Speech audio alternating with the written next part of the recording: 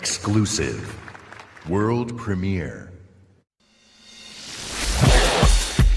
You're listening to M.T.V.B. Podcast. Movies, TV, video and board games. This show may contain swearing.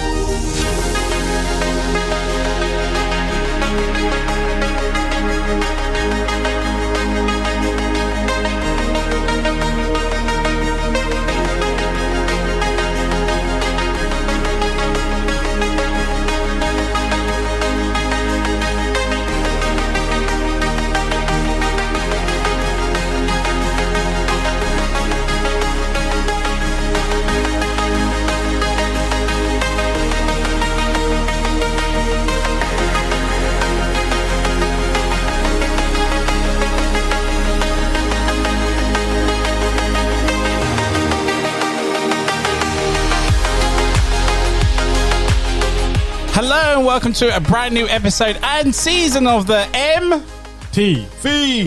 podcast. The podcast that talks about my four favourite subjects. That's movies, TV shows, video games, board games. I'm your host, Anthony, as well as most people know me as the Ant-Man, and welcome back everyone. Woohoo! Oh, yeah. How was your break from season 5 to season 6? Good? Yeah. very quick. Yeah. Ready to be back for the new season? Oh yes. Couldn't wait. I think we got a good season coming this year, I think. We have a treat for these guys. I think so. And girls. Guys and girls, yep, of course. Guys Of course. Yes. And of course, every time we start a new season, it's a movie episode. This episode is going to be talking about our top 5 thriller movies of all time. And I'm joined by around the table by the guys that love to talk about thriller movies. Introduce yourselves around the table, please. Hey guys, it's Grey Fox in the building. Gay Fox, how are you, sir? No, stop it. I'll put that behind me. JK47 In the building. Woo-woo. Yeah, man. And Bog Standard Dave. Bog Standard's back. Are you sure it's box standard or not? Okay, no. Well, Bog standard, we won't go Bog there. standard. I know what you were going to try to say. I'm going to say it. He started early. Don't go there. It's good to have Dave back. That's what I'm going to say. I've been back longer than you have. Oh, damn it. So welcome back, guys. New season, new us. Top 5 thrillers. How was the list? Yeah, I quite enjoyed it. I can't wait to talk about my list, actually. Yeah? I'm quite excited. Anyone have any issues with their list at all? Changed it about 10 times. Yeah? It's all right, mate. It's all right. Well, it's a very It's a big list, all mate. past the process. It's a very broad spectrum, isn't it? Thriller. It's one of my favourite genres, to be honest. Oh, Yeah, but I found a lot of the times that different things blend into it, don't they? Yeah. You get like really thrillery action films or horrors. Yeah. So it was a bit hard to find something that was specifically a thriller. Okay. Because, Yeah. well, you could say like Alien, the first one's is like a thriller. Yeah, it's how people It's a sci-fi class thriller, what they class as a horror thriller, drama, whatever, isn't It's it? sci-fi horror thriller. I mean, come on, how many more monikers does it need, really? True, yeah. But you still enjoy thrillers regardless? Oh, yeah. So, Anything that it's like, some of the list, later on we'll talk about, so some things are like, I like, that's already there in your face. I think we talked about it when we were working, and it was there the whole time, sort of thing. And then you kind of, oh shit! And if you rewatch it again, it's like, oh man, yeah, that makes sense. Oh look, he's doing Go back and watch it. Yeah, there's another a level to the film. Oh yeah. Yeah. So my question to you guys, obviously, to start off the season, what do you think classes it as a thriller movie? Edgy of seat stuff, isn't it? Yeah, For like me. tension, Twists, yeah, surprising twists. twist after Your twist. brain's They trying. don't always have twisted, and I do. No, it for No, well. but your a good brain's thriller trying to will- second guess yeah. things, isn't it? on the edge of the seat stuff. Yeah. It's something that you watch the film and you want to you're working out things, sort of Pulse pounding. yeah. Like, Yeah.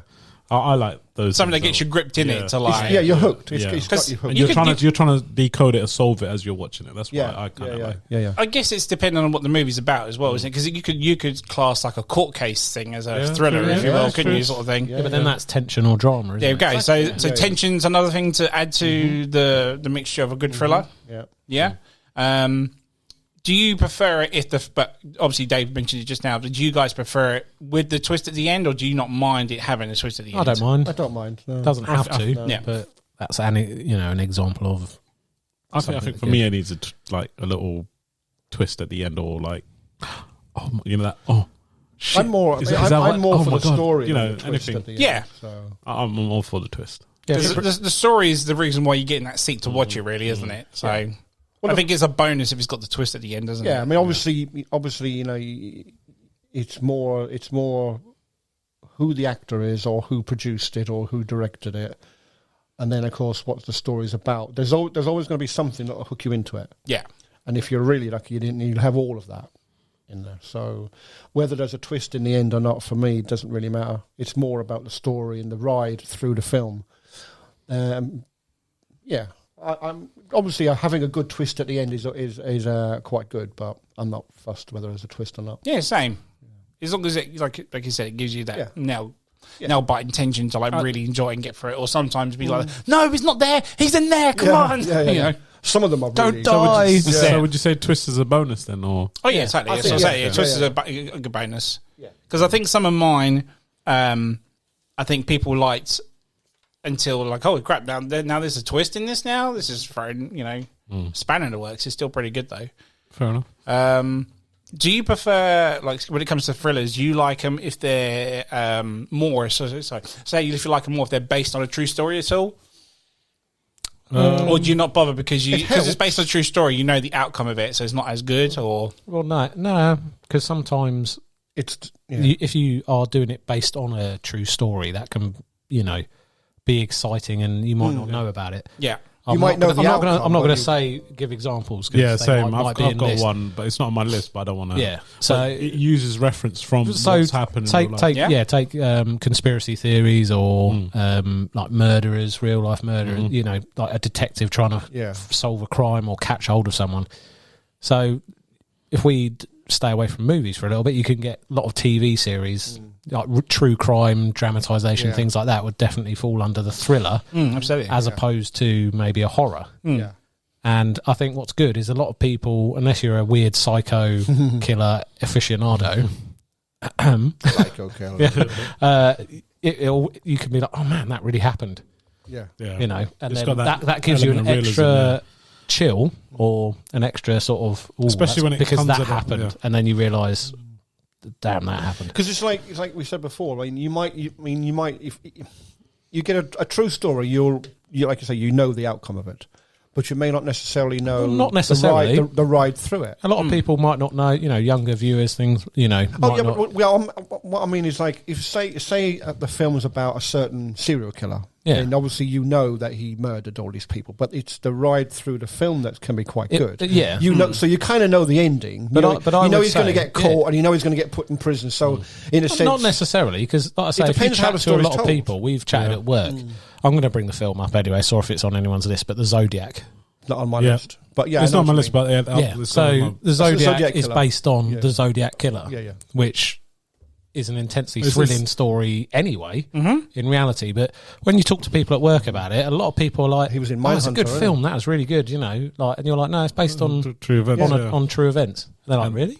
Yeah, in the 60s. I'm sure he's in that series Mindhunter. It's got like, Zodiac killer. I think it treats both type of views. If you know about it and you don't, because if you know about it, you're like, okay, how are they going to portray all this and stuff, and how close they came to capturing blah blah blah.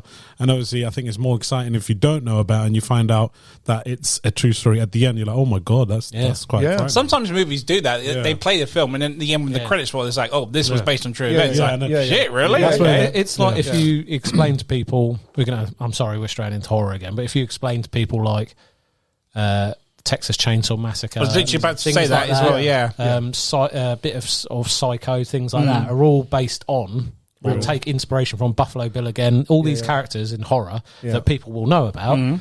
have taken roots from an actual psychopath killer. Yeah.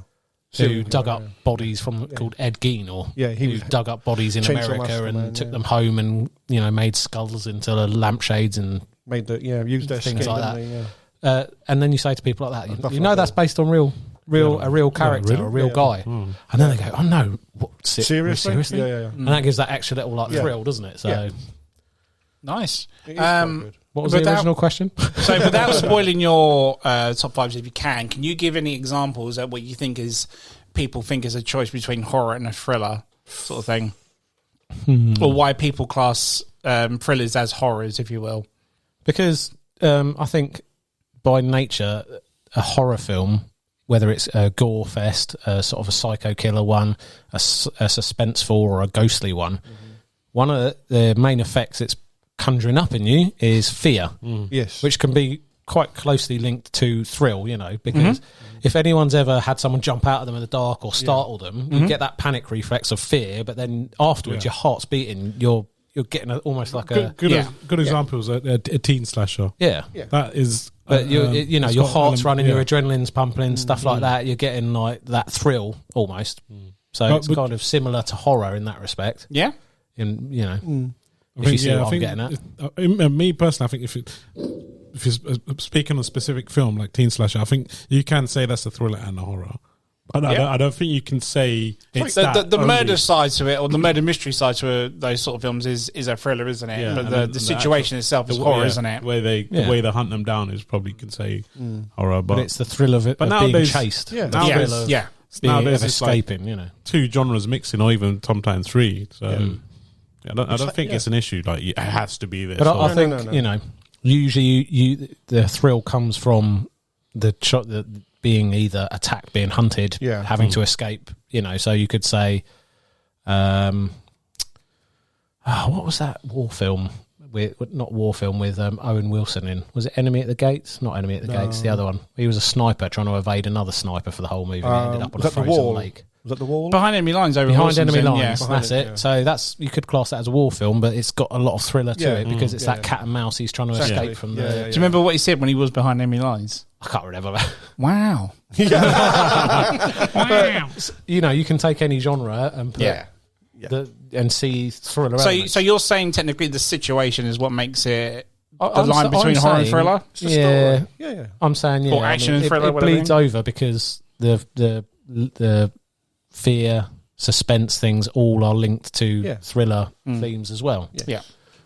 So I think it bleeds out between the two quite difficultly. Yeah. I think if you tip it over to horror by adding more gore, things like that, because that's taking away the suspense aspect of the thriller.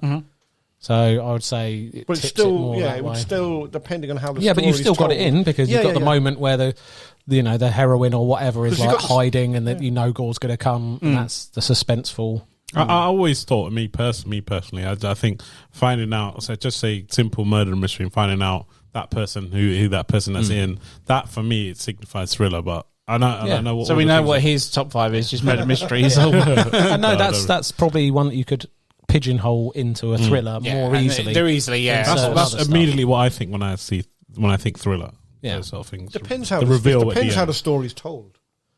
Because you can like I say, you could. It's like Alien, for instance. Hey, he's just stolen my idea. We said before we started recording. Yeah, but I'll allow it. But it's that is classed as a horror film. But for me, it's like a horror thriller. Because but do you know why though? Why? Go on then. Bloody gory. I was waiting for that. But yeah, because you've got two things going on there. You've got the horror side of it where the alien is chasing them. Then you've got the thriller side of it where are they going to be able to get away and where are they going to go next? The tension build, exactly. Yes. So much more so than Aliens. Yeah, which falls more into an action horror. Yes, action thriller, action thriller horror. Action thriller horror packed. Yeah, gore. It's hard, guys. It's hard to pigeonhole. When you start thinking about things, you could put all sorts of movies in a thriller if you argued it well enough. And that's what we're about to find out. Exactly. Oh my God. I'm out of questions on that one. If anyone else has anything you would like to throw in, if not, we will go straight to the top I'm just going to say, what's good about thrillers is quite often you want to talk about them with someone else, don't you? Yeah. Oh yeah. Because and it's that thing of like, it's like, especially, have you seen that movie? Especially my number one, because I introduced it to him, and it was like, this is something I need to talk to you about after you've watched it. You want them to watch it because you're like, dude, what happens? It's like it's like for Ant, it's like for him to watch it with someone else, where he see the reactions and stuff, and then it's just like you said, when you talk about it, you're like, did you notice? Ant does that especially. Did you notice? And you're like, oh my god, are you serious? Yeah, right. Mind blown. Right when he turns here, it probably pisses him off. I do this all the time. Me personally, I love it. Yeah, I it's love good it because I don't pick up on those things. I'm a big fan of when you sow seeds early on in the story. So when you watch something back, or you're watching it with somebody who hasn't seen it, you say maybe a comment will make more sense. Yeah, it seems 100%. Innocuous at the beginning or innocent, and then when you know that person is going to go on and be the killer or the hunter or whatever, you're like, oh man, they were leaving clues, little breadcrumbs right throughout the movie, and that's almost as enjoyable about watching it blind. Yeah, true. Yeah, that is very true. Because you get that it makes more sense. You know, they were showing it the whole time. No, honestly, mate, you need to get that on t-shirt. After we watch the film, and when he said, a t-shirt saying, "Did you notice?" Honestly, I love it when he said, "What? Tell me now." Oh, that needs to be on an M.T.V.B. t-shirt. I think you get that sort of edge, that buzz when we do a commentary corner. Did you notice? Yeah, you do that. Because I actually listened to the Jurassic Park one recently, and I was like, "Did you notice there's no music playing on this?" And your mind is fucking blown on that part. You're like, dude, fucking hell, man, I can believe it. Jay does that as well. Jay's good to watch commentary corner. He loves it. He loves it because we explained to him, we're like, "Oh, have you noticed this and this bit?" And he's like, "Oh man, that's cool." Mind blown. Yeah, but he's like, "This is how you fire a gun." No fucking way. Bless him. I love it. He does commentary corner. Anything else? Anything else on that? Let's do this. Do it.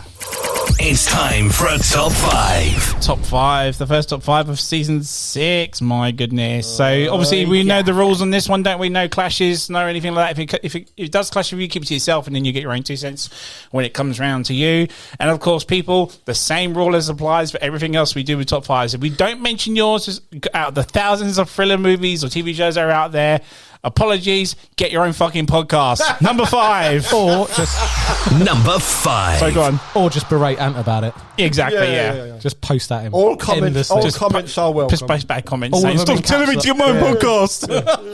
Who would like to go first? I will. I go first. All right, we'll go around. John's last. Yeah, can do. Can do, yeah. Yeah? You can, do you want to go first? No, don't mind. All right, we'll go. Right, so we'll go around to John last. Go. Okay. So, my number 5, Lighthouse. Ooh. You seen that one? So this was again. This is where this is a very tight between the horror and thriller side to it. Yeah. Fucking you've seen psychological. it. Yeah. Have you seen it? Yeah, we watched it here, didn't we? Yeah. So that was a. Say it. Go on, say it. Do you like my lobster? Want my lobster? You're fond of me lobster. Fond of me lobster. But it is a damn good film. It's an amazing film. Came out. So it was a real surprise. I didn't watch it for a long time. Yeah. So I thought, what?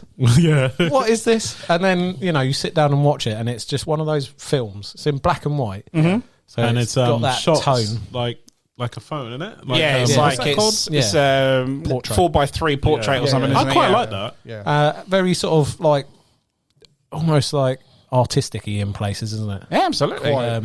But then he's known for doing that in his films. Absolutely, yeah. And there's a lot of like sort of disgusting close-up shots of things, and like, he'd done it to make it feel claustrophobic or something, didn't he? That's which why, did you know? James Cameron does that in Aliens to make it feel more claustrophobic. Which adds to the tension. And hence why he did the 4x4 or whatever. To feel like things. Did are you not?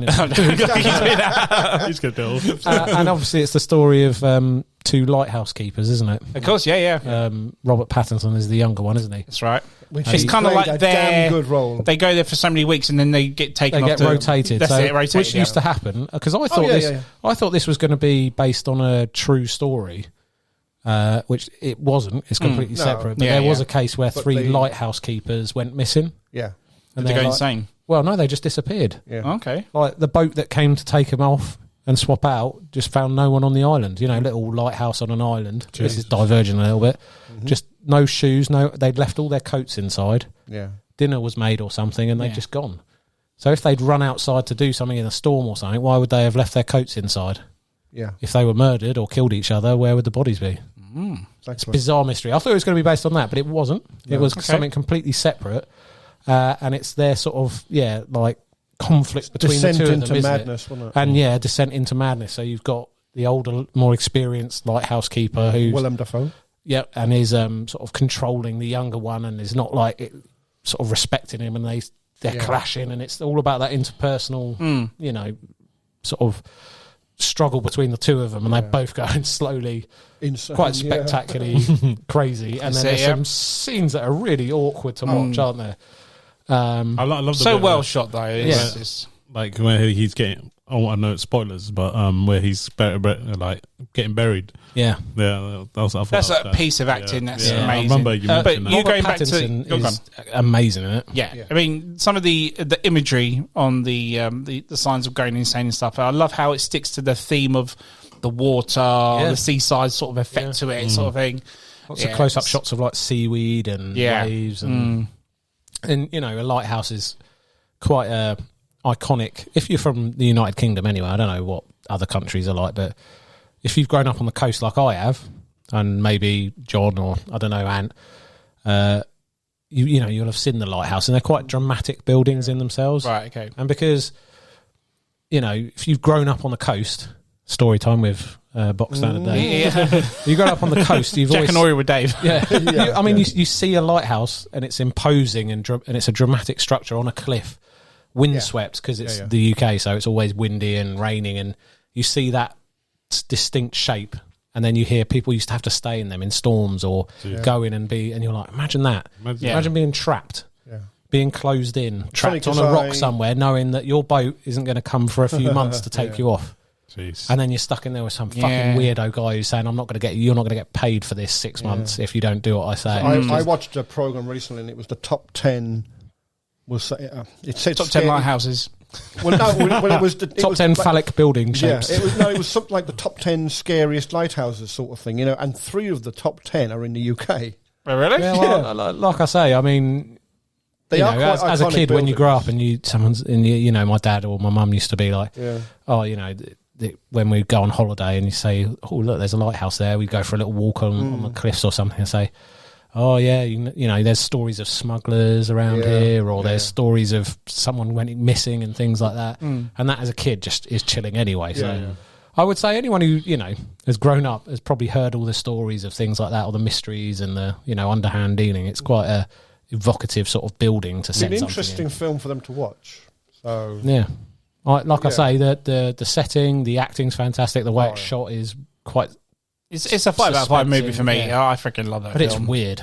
Yeah. I think it's one of those films that you can only kind of watch once, sort of. No chance. I'd watch it again and again. I'd go back. I mean, it's not going to be to everyone's taste. Yeah, that's what I'm saying. Like, because it's a bit art house, isn't it? It's a bit. But I mean, it's not. Yeah, I mean, there's cunts out there that won't like shit like that. But I love the director. I love all his films so far. So it's right up my alley for me. And like I say, it's a good thriller. It's got you sort of on the edge of your seat because you're wondering how this is going to pay out. So did you go in knowing about the film at all? Like I said, so you I knew thought nothing about it was this separate thing which was going to be about a mystery of 3 lighthouse keepers going missing. Right. And I was like, what the fuck is happening? But then you get caught. You're falling lobster.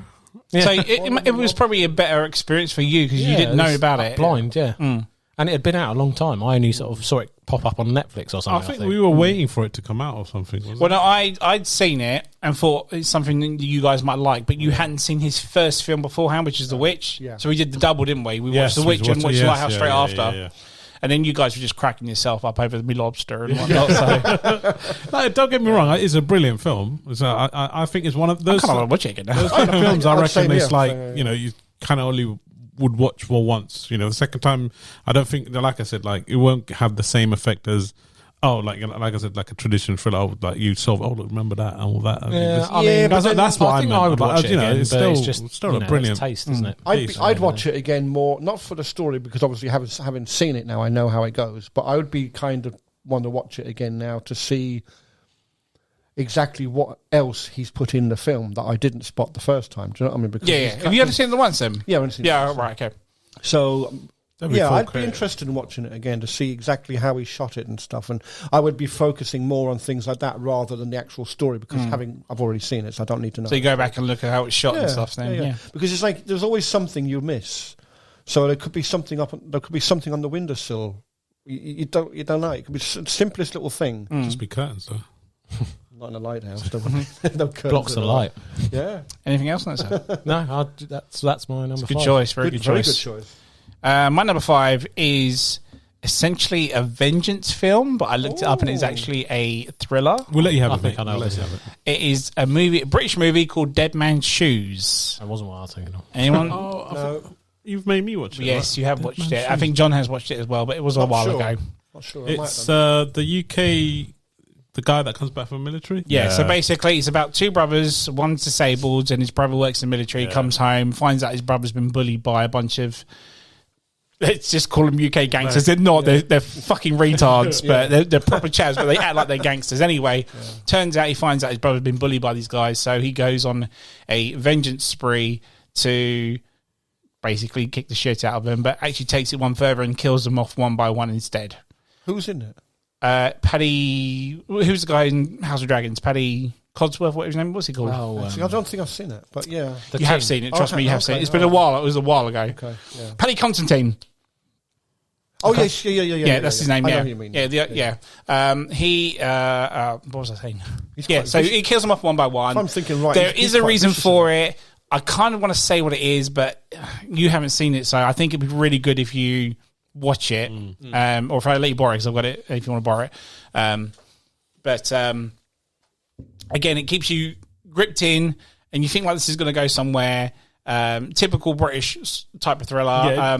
I can't. It's really difficult because I can't go into too much detail. I'll take the headphones off. All right, spoiler warning. Anyone who wants to know what the spoiler is at the end, fast forward this by 2 minutes. Turns out you find out that the brother, the disabled brother, died. So they bullied him too much that he actually killed himself in the end.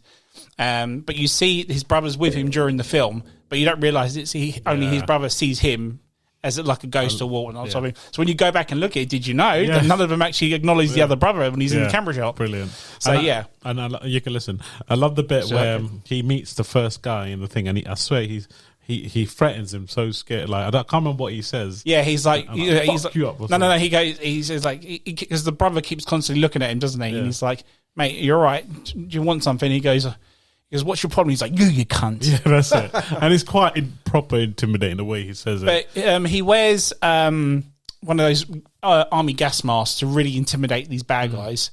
And I didn't know this, but apparently when you wear those masks, your hearing is enhanced. Well, right. Is it? So, yeah, something like that. He can hear him from. Are you sure it's not? You can just hear your own breathing. It's something to do with that. Is like your hearing can be enhanced or something like that. He mentions it in the movie. I can't remember what it is now. But it was like another nice little. Because I've worn breathing apparatus before, and all you can hear is your own breath going. Yeah, just echoing back. Did you know? Go on.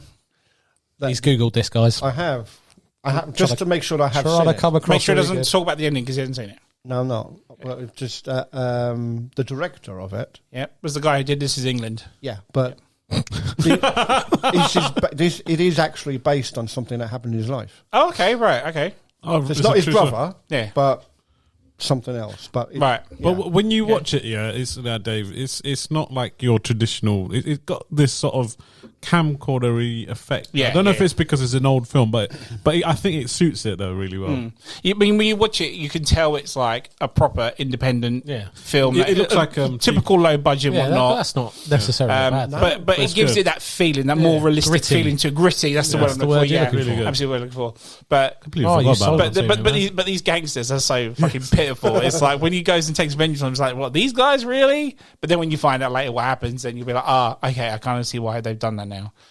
So if you've not seen it, I highly recommend it, even though I've probably just spoiled it for everyone who's listening. Dead Man's Shoes, my number 5. Give it a go. Won't be disappointed. Go for it. Big Gal, number 5. So my number 5 is a Tamil film. Fuck's sake, I take off the list. It's called well, it's not a long name, but Vikram Vedha. The long name of the Well, it's actually remade. It's actually been done in Bollywood now as well. Okay. So it's originally from so what does that South mean? Indian. So what does that mean translated into English? So it's just the name of a character, two characters, Vikram and Vedha. Oh, okay, yeah. So it's one of it's typical, not typical story, but what I love about it is I'll run on about a bit is. quite usually Indian films of you guys all know is 3 hours long, and it's got the comedy, it's got the loves, it's got the songs. So this sort of, there's a new approach to the structure of films nowadays, and it's like more within the sort of Bollywood. Yeah, so it's, okay, cool. They're coming. Yeah. I feel like they're coming out of this sort of the whole 3 hours long. It's making proper films, and this is one of them that where I've watched and I've like, wow, this is actually proper films. Like, it's not actually. Not that you're slating Bollywood films no. for all of the people. That's what they're known. Like I said, I think we've talked about it briefly on. But you're saying it's like a new sort of direction for that type of filmmaker to head into, and right? Cool. Quite one of this one I like is as well because so what they use is like an ancient story, and there's like a little twist on it. So this one takes aspects of that. There's another film where it talks about. It's bases characters on like two god, like a battle that's happened between a god and a bad guy, but the film interprets it that like the bad guy wasn't actually bad. Yeah, so it kind of kicked off. Well, all the Hinduism, blah, well, you can't do that, blah. But that kind of makes it another level. Like I was like coming out, I was like, bro, that what if that was actually true? So it's doing that sort of thing of flipping a well-known and twisting story on, because that's there's other examples of that, isn't there? Mm-hmm. Where you take like the one that jumps to mind is Maleficent, isn't it? Yeah. You take the traditional bad character and then you add more, or maybe more origin to it. Maybe they're not as bad. Yeah, that's a different film. That was critically acclaimed, and it was shown on BBC as well. But this one does similar sort of thing, but it does it in a thriller aspect. So the story is like. So there's like an animation strip in the beginning. That's just like a 2-minute segment, and that's portrayed in the whole film. And the basic story is there's a squad, like a police squad, and they go out, take out this group of villains, and the main bad guy comes back and takes a bit of revenge. And what actually happened, I don't know if you guys are going to watch it, but what actually happens is basically what's happened is the bad guy that comes back is targeting the main good guy in the film, and he tries to weed out hold on, let me just get my bearing right. So how can I say it without? So, well, I mean, like I say, there's 5 people, right? So they're just cleared out a big gangster lot, right? And then obviously a brother from that gangster comes back because his brother has been killed in that squad, and it was done unintentional because one of the police squadron is a bad guy, and the bad guy makes him look. Like, so you throughout the whole film you feel like they're going for the bad guy, but it's not the bad guy because the bad guy's in the squad. And that sort of twist, they put the twist in that corrupt. And, I'm not doing a really good job of explaining it. I see where you're coming from. And it's quite unique for me to see in a South Indian film, and I thought this is brilliant. And it's taken, and there's this sort of tone from it because the story is basically. Remember the 2-minute script I showed you, the animation they do is basically the king goes looking for a demon. It's like an ancient story, and he always as he gets closer, the demon tricks him saying, "Oh, can I tell you a story?" And he evades him each time, and that's the character, the bad guy throughout the film. You think does he meets him, and so there's a moment where he captures him. And he's in the cell, and obviously he's integrating him, and he's like, "Oh, can I tell you a story?" That's how the animation starts, and it's quite really like unravels. And he's like, "Well, so he keeps capturing him. He's kind of putting him off, and you start doubting what is actually going on. Like, is he a bad guy?" And then it's a really good twist. And it's quite clever because it's like it sounds complex, but I'm not doing justice. But by courting controversy with it, they get people talking about it. And by getting people talking about it, you get more and more people that would watch it. Yeah. So it's quite clever how they do it. It's the same. It's the same with. I wouldn't say there's much controversy to it. No, there would be if they're turning the bad guy into a good guy sort of thing. The ancient story is not like based on religion. No. It's like a base. I know what you're saying, because there was that filmmaker who tried to do something with Islam, didn't he? And it annoyed a lot of people because he was showing. But it gets people talking. Characters. It gets people wanting. Well, they want to watch it because they want to see what the fuss is about. But at the end of the day, he's got people watching his film. But also, if Big G's saying that this is a sort of a different direction for South Indian filmmaking to go, they don't do collabs. So if you have, you can in Hollywood, you will have, I don't know, Mel Gibson with another big actor like Daniel Craig or something. They don't do that stuff there. So if you've got one big actor, and then you'll have one female big actor, and you'll have a comedian, then you have all the other backup casts. They rarely do 2 or 3 or even 4 massive big star actors, because all the budget goes into like songs and all that malarkey, or even just for the actors. I feel like this is sort of film that kind of say, okay, let's do collabs. So now after this, I've seen more collabs, like 4 or 5 big heavyweight actors coming in. That was another part of it as well. It wasn't just any doodah; they were like massive characters, but like that actors. Might draw in more of a traditional Western market. I think if I'm sometimes I am reluctant to rent. What's the word? Recommend films to Ant, because not all the time it's a perfect film, because sometimes. I don't think I can suggest you guys to watch a Bollywood film, because if I can get access to watch it, I'll watch it. No offense, but it's even for me when I watch it, that doesn't make sense. So why is it a fight scene in the middle after a song, or do you know some why has there got to be songs? Yeah, and the fights will be over the top. He goes flying, a car goes flying. It's like, come on, man. So these but you're waiting for that one serious film to go, Ant, fucking watch this. Yeah, no, there's been several after, but this is one that's key to me. And that soundtrack, the whole, I told you, it's using an ancient story to tell a modern take on it. I love that. A bit like when they redid Romeo and Juliet. Yes, yes, exactly like that. With what's his name? Leonardo DiCaprio. Yeah, it's exactly like that. And and the soundtrack's awesome, man. It's that's why I got to put it up there. But that's good, because you've now brought it to my attention at least. Yeah. Well, there's like I said, there's several different bodies in India. So you got Bollywood, the main one. This is like one of the lower ones. Now Bollywood are actually remaking this one with like I don't know how it is though. But it's good. It might be more accessible to That's what I'm saying. If it's accessible to me, I'm happy to give it a go. Yeah. I mean, I've seen Triple R. I've seen Doom 3. But that's what those are the type of films where you watch it and you're like, okay, it's going good. Like, oh, why are you doing that? Why is he flying? Yeah, but that's your culture, isn't it? Wait, why is he hanging off the wheel of an aeroplane? Like, what the hell? One time they do it in a Korean film, I'm like, I'm out. Yeah. Anything else on that, sir? No, it's a banger. Oh, if you get What's the it called chance, again? Vikram Vedha.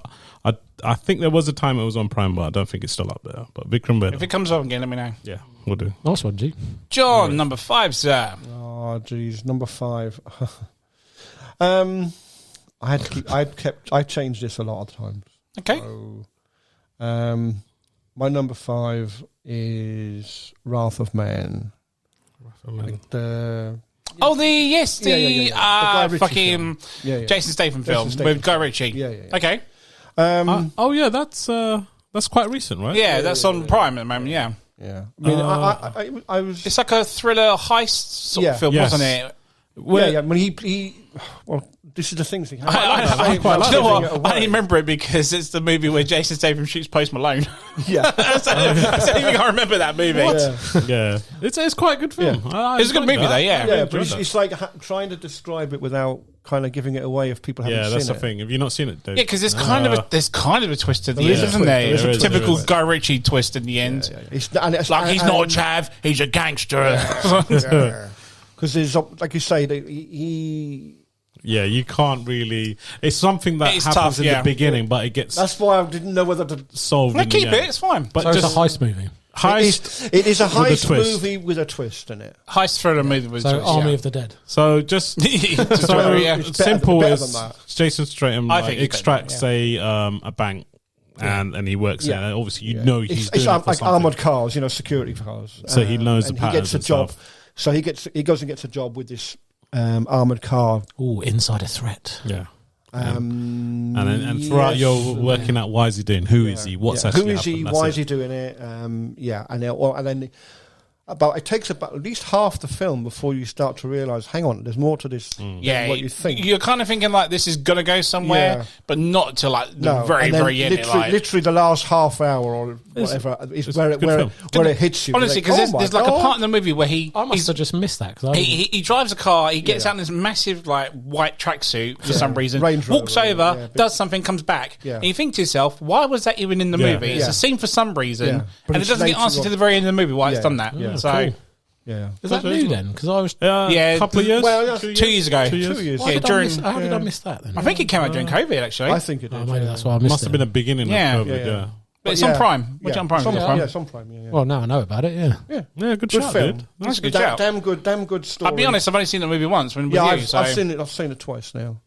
Yeah, good. And when I was putting like films together, it was always like there. And I was like, no, I'll put this in. But I was like, what was you going to put in? I'm intrigued. Die Hard. No, stick with Rathman. Die Hard's more action than thriller. Yeah, that's what I thought. Yeah, it's a good shout. Stick with Rathman. Yeah. Anything else on that, sir? No. Let's do it. Number 4. Just watch it. Yeah, give it a go, guys. On Prime, Rathman. Number 4. Back to you, David. My number 4 is Joker. Okay. Yes. Okay. Not necessarily, but that was a really good film. Yeah. I love that film. I love the new take on it. And it's just kind of that, there's no twist because it's coming kind of thing. So we're not talking that traditional type of thriller, but it's more just sort of the journey, and it's going to end in this iconic sort of character. Yeah. And it's just the slow, again, sort of like creation of that psyche. Yeah. That adds the sort of drama into that. I just thought I had to put it on. Yeah, I mean, do you know what? It's one of those films where I watched it and I couldn't even tell you how I would class that as a movie. Is it thriller? Yeah. Is it a drama? Is it to do with like social mental illness and stuff like that? It's just like you're classing it as a thriller. I'm putting it as a thriller. Yeah. Okay. I think the part that really, I remember watching that for the first. I think we went and watched it together. Yeah, we did. That because scene in the newsroom was like that builds a thriller tension. Like something's going to happen, and he's going to kick off at some point. Yeah. I thought he was going to shoot himself. I didn't think he was going to shoot De Niro. Spoilers. That was an impact, though. But that's the thing. That whole film leads to that pinnacle point, isn't it? And something's going to happen. So And did you know? Here we go. Right, if you go back and watch it, when he runs with his legs even higher when he runs. And why does he do that? Because he's used to running in clown shoes. Yeah. Oh wow! Because you can't run with the long shoes on because that's you can't. Clever. So he runs a specific way. Very clever. Well, and also what a level of detail to put into the film. That's really clever. But he's quite an intense actor, isn't he? How do you feel about the sequel going to be a musical now?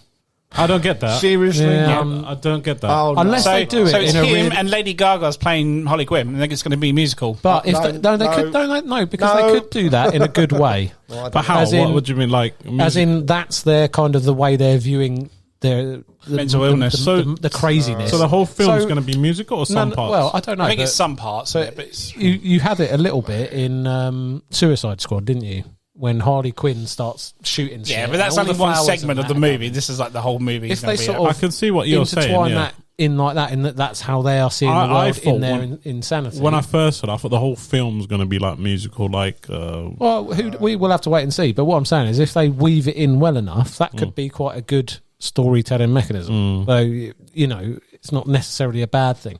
If they suddenly go, "Now I'm about to kill you," and it's not done in a sort of like ironic, not ironic. I'll be walking out of the cinema.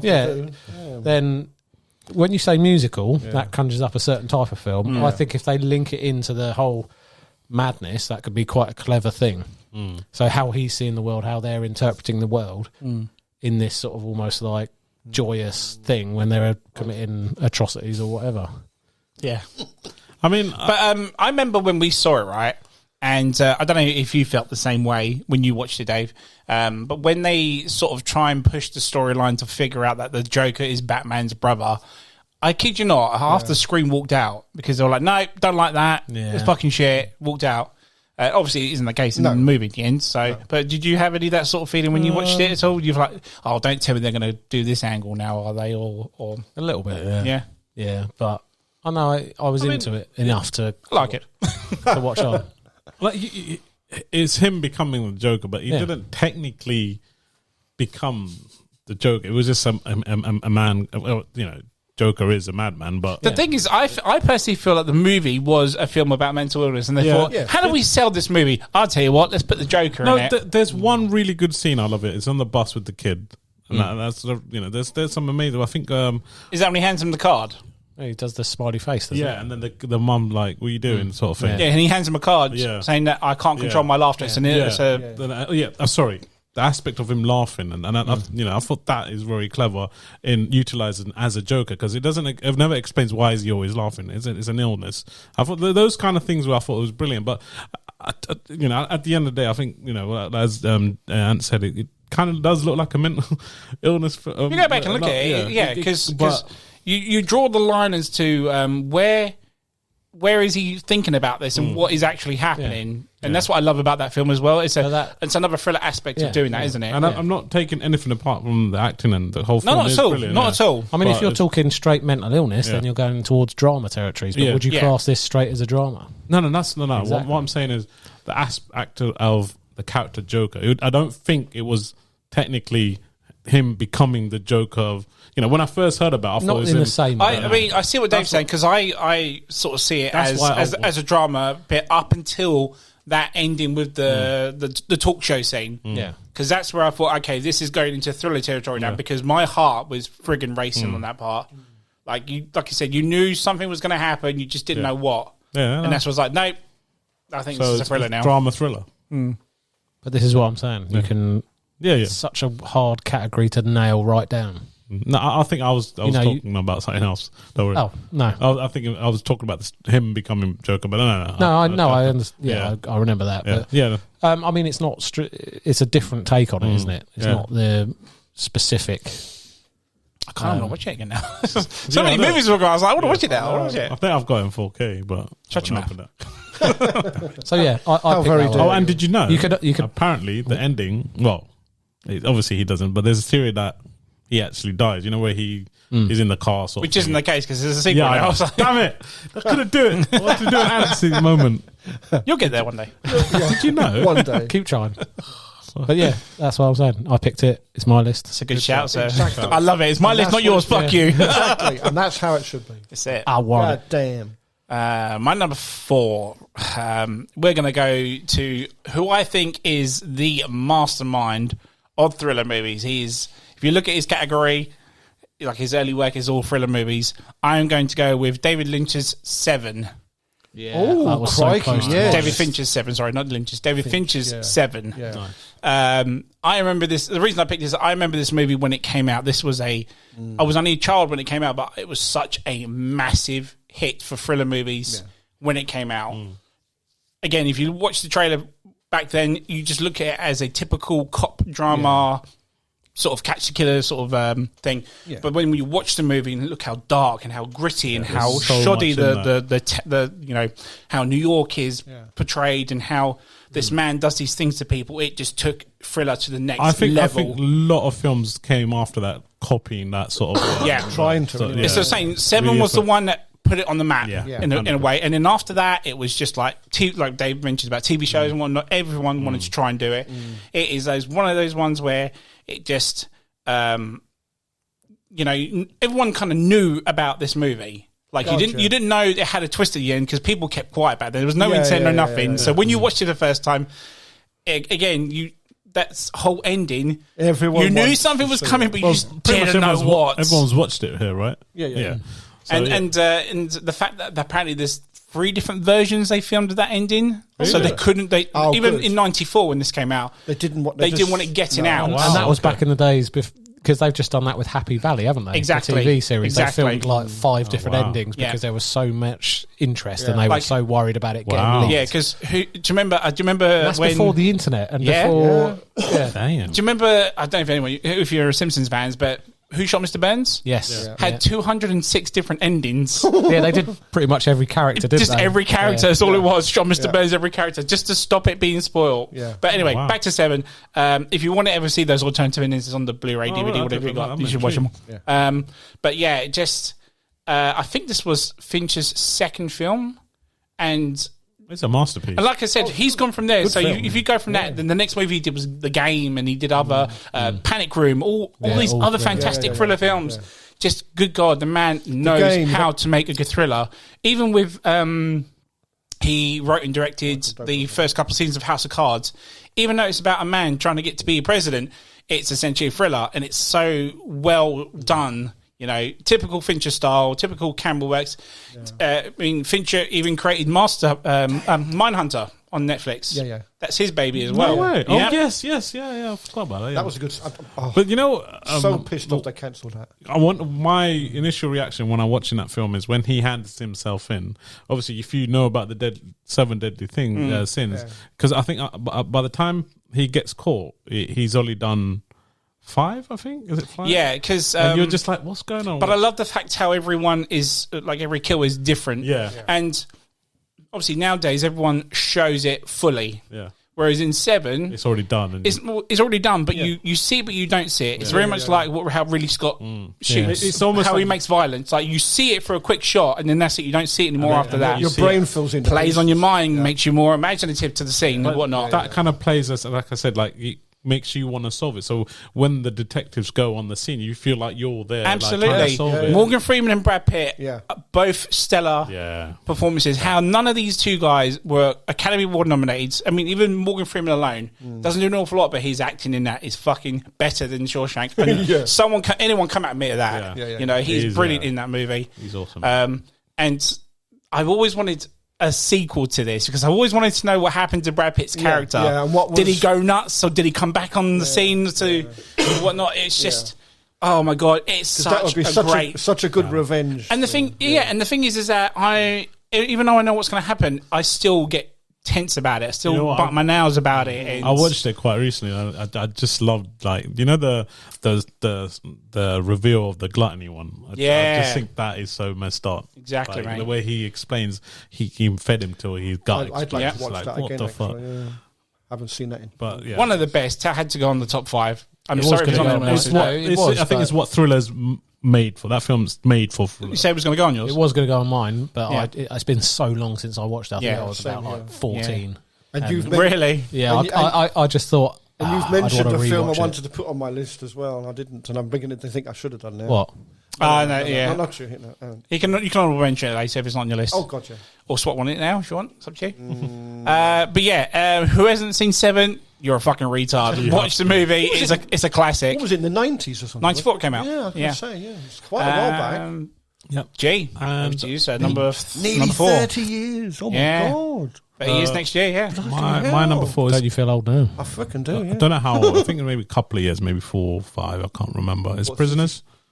Yes. It's Denis Villeneuve's Prisoners, Hugh Jackman and Jack Gyllenhaal. Yeah, Jack Gyllenhaal. Have any of you guys seen it? Yeah, this is the man who steals his daughter or something. Yeah. So basically, two little... This was so close to going on my list. Yeah, and 2 girls get kidnapped, and it's about Hugh Jackman finding out how they get kidnapped and how the lengths he goes to try and find them. Yeah, I think I watched it. I can't remember how old it is, but I think I watched it before 2013. I think it came out. Yeah, 2013. So yeah, so it was well before my daughter was born. But watching it recently, I could see like shit. Any father would go to that length. 100%. So the basic is his kids get kidnapped, and obviously he starts finding out. He gets leads that this person's the last person to see him, and it was like some sort of. Now, isn't he like known for being a sex abuser or something like that, or? And he was the last person to be in contact or something along who saw them last year. And and he keeps him captive in this sort of flat, and he's just like beating the shit out of him, trying to get answers. Obviously, it's not him; ends up someone else. Blah blah blah. But for me, I think it's just like basic sort of story, but some of the traits that just for Jack acting, the little twitch he does. Yes. I thought that was quite, he could just be a basic actor, but throughout this whole film, he just has this eye twitch sort of thing. Yeah, and he didn't have to do that, but I thought that was pretty quite cool. And I think at the end, that fucking ending, yeah, it's so annoying. But again, Denis Villeneuve is amazing. It's like he's known for his endings, and when he does that cut, I'm always like, no. So at the end, he goes. He obviously gets his daughter back. But he falls into this sort of at the end, some sort of sewer that's underground or something like that, and he's trapped in there. And all he has is a whistle, and obviously we all float down here. The kids are saved, but obviously Hugh Jackman, in the process of searching for his kid, is trapped. Or he's been put in there. So all you have is at the end, Jake is obviously he's trying to find him, isn't he? Find him, and then obviously he goes to the house, and as he leaves, it's just like you can hear this faint whistle.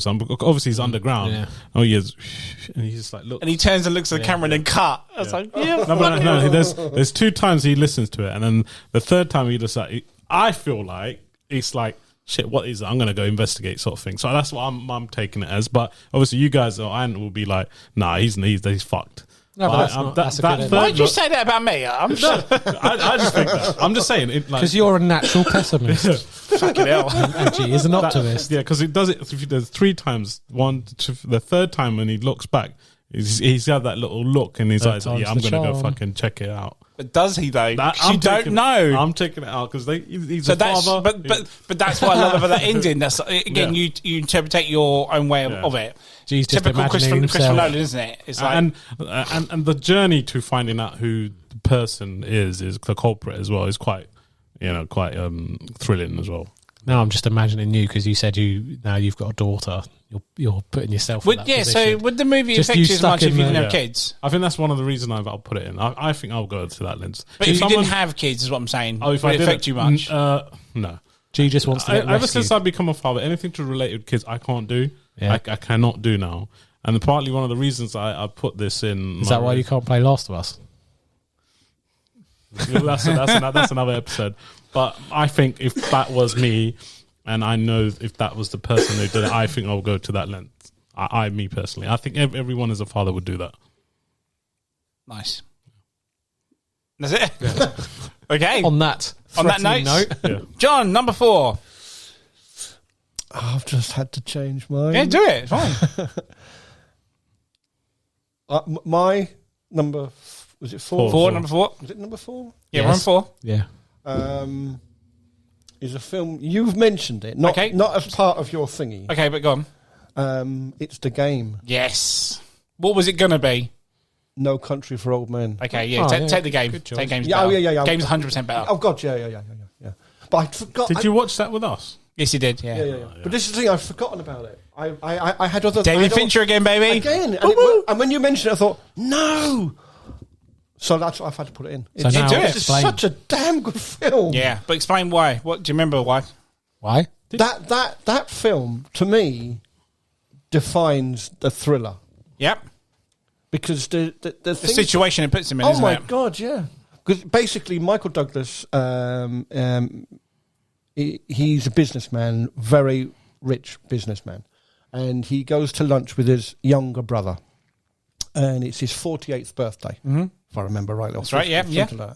And the younger brother gives him a gift. It's basically a card, an envelope with a card in it. And it's basically like a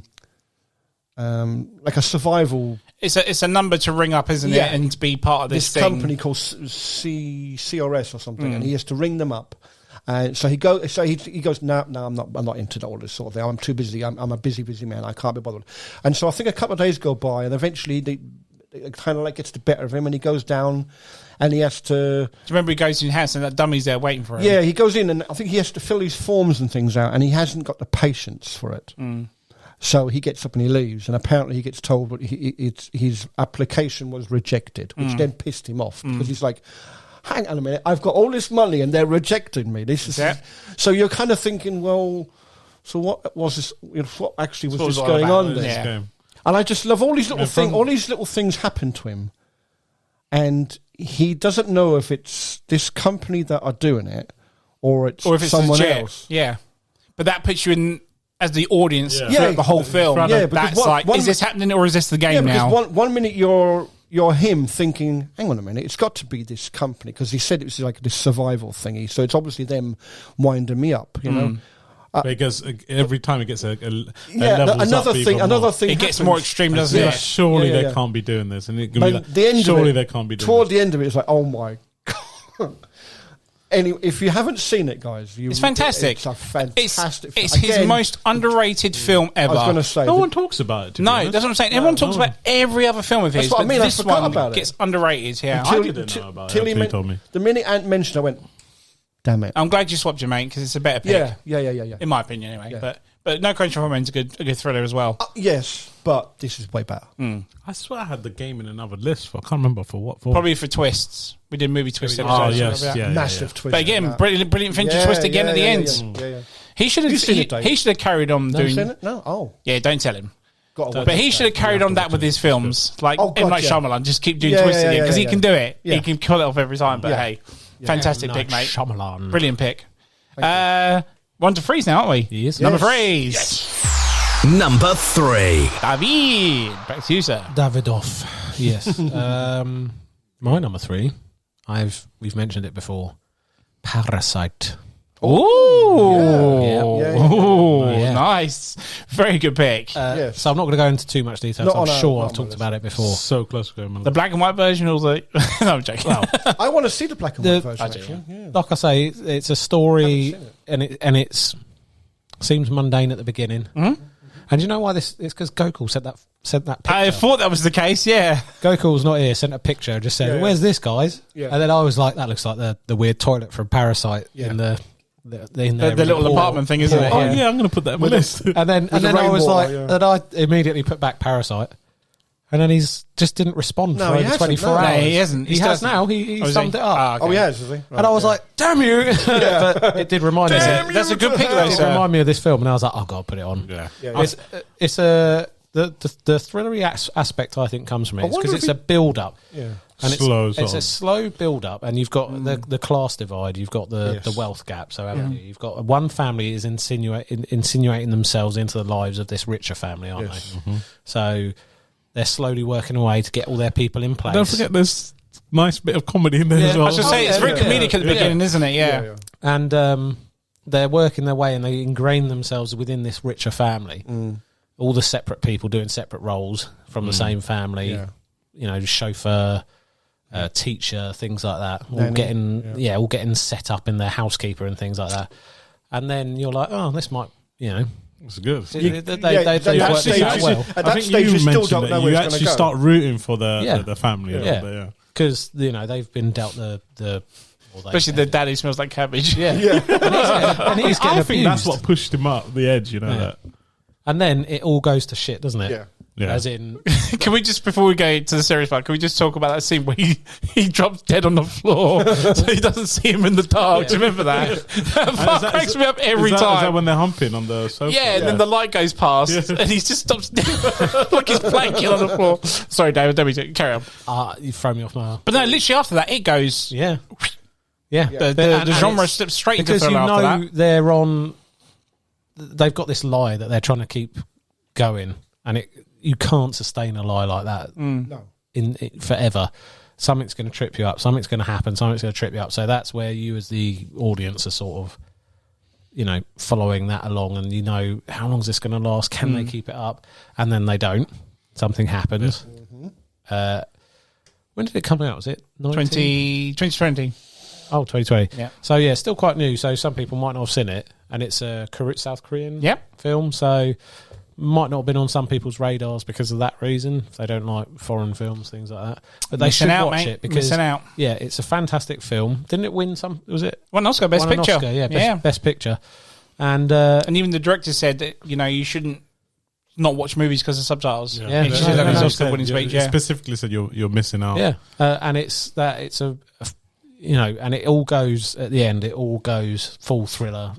Yes, definitely. It all falls apart. The whole 100%. House of Cards comes tumbling down, and it gets pretty brutal in places. And I think it leaves on a little, like you make your mind up sort of thing, doesn't it, as well?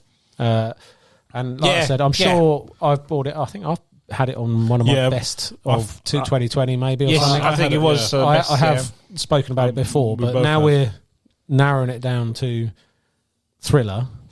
I just had to put it on the list. Yeah, absolutely, mate. It was so close to going. I think a few of these we've already mentioned. I've mentioned Dead Man Shoes before and whatnot. Well, my number one's already mentioned. But anyway, it's a fantastic film. It's a must watch. It's a different perspective because obviously that sort of... Would you recommend they try and go in blind for it? Or Yeah. Just to experience it properly. But in South Korea, there's the real gap, isn't there, between the haves and the haves not. And that's more of an impact on their whole culture and things like that, because it's all talking about aspirations of the son of the sort of poor family trying to get on, and because you have to get on, you have to succeed, and you can't succeed if you don't go to college or university or whatever. And that's not too, I don't feel like that's as much of a barrier in this country. I mean, in the UK or maybe America, because it's not as class divided. I mean, we've got a history of it in the UK, but you don't. There's not as much barriers now. Yeah. And in America, you got I think it's worse over, isn't it? Because it's I think it is because that's more weighty on their sort of. I don't want to read when I watch movies. Wow. But anyway, Doc, I'm just saying it's a new perspective of story that is quite fresh to our, to Western cinema. I would say absolutely. So watch it for that, and it all builds up. It's a slow build up. And it's so worth the build. When it first got announced as a Parasite, it's going to be another zombie film, but it's completely. Go watch the trailers, mate. They made it like a horror film. Really? Parasite, absolutely. Like the teaser trailer for this movie, I definitely. thought it was going to be a horror. That's quite interesting. I want to see that. I'll send it to you. You can watch it. Fantastic film. It is really good. It's such a good pick. Such a good pick. All right to be in the list, man. 100%. Oh, thank you. I knew someone was going to put validation. Stamp of approval from G. Yes. A G stamp of approval. No, because honestly, I think we talked about, and it was the one that went straight into my list. So I thought, someone's going to have it. I've already talked about it, so I took it off.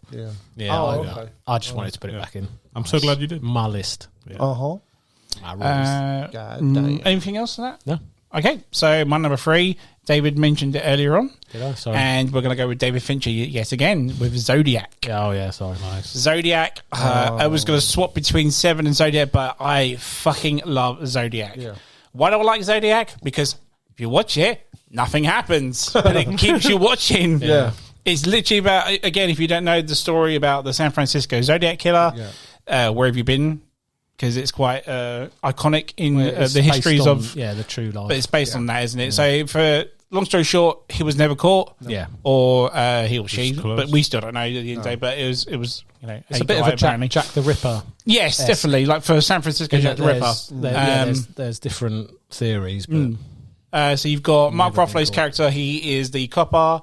Robert Downey Jr. and Jake Gyllenhaal work for the San Francisco Post. They're reporters that are investigating the Zodiac Killer because they get letters sent to the Zodiac Killer sent cryptic things, puzzles to the newspapers and said, if you can decode this, you'll know when my next murder will be or not, and you'll know my name in one of them. And it's still not been fully cracked to this day. No, this is it. And obviously, Jake Gyllenhaal's the one he's a bit of a odd bod, and he's the savant. The code cracker, if you will, sort of thing. More and more of these murders happen because, again, I think at times the police were either too lazy or there were times where they had him at one point but found out because. Again, this was back when racism was a massive thing. Coppers just let him go because he was white. So there's more to that story of it as well. This killer was so iconic for then that they even like the movie Dirty Harry, Clint Eastwood's film, is essentially about the Zodiac Killer, but they catch him in that movie. Wow. But in real life, it doesn't. But again, this movie, I don't know how Fincher does it. He's brilliant. So it's literally a crime-solving film which without the crime solving. That makes sense. There's always every scene edges you on to watch it again or to see what happens next. That's what grits me the most. It's like his style, his writing, his lighting, everything is just so spot on with this film. There is one specific scene, even though I know the outcome of this, it terrifies me and I will not watch it on my own ever. And that is the iconic basement scene. If anyone knows what I'm talking about, you'll know what I mean. But even Jake Gyllenhaal, he on that scene, he performs the shit out of that. Like he is terrified. He wants out. I'm not going to spoil it for you because people need to watch it.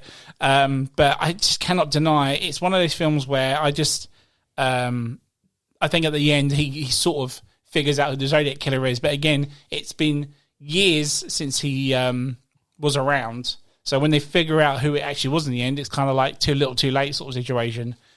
But the shock on their faces when they kind of like, hang about, how did we not figure that out 20 years ago or whatever it is? So because that's what I love about this thing. Zodiac Killer is dead though. Must be dead. Well, he must be dead now in real life because I think it was the early 60s, wasn't it? Yes, it was. Yeah, like early. So he started in the early 60s and ran all the way up to like the early 2000s or something. You got. Well, no, I don't know if it was that late. No, because in the movie, in this movie, they found a witness that where it was from 40 years ago, and he goes, when he sees the photos, that's the man that shot me in 1968 or whatever it was. But if you, because I've watched documentaries about him, about the Zodiac Killer, and they're always worth a watch because it's all still speculation, but it's that gripping mystery, isn't it? Yeah, trying to figure something out and piece together pieces.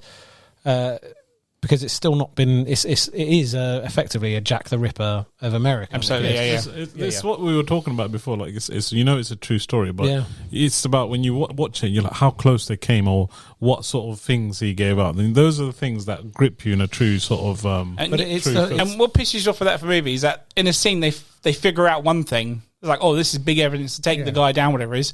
Then the next scene is a year later. It's like, well, why didn't they do that then?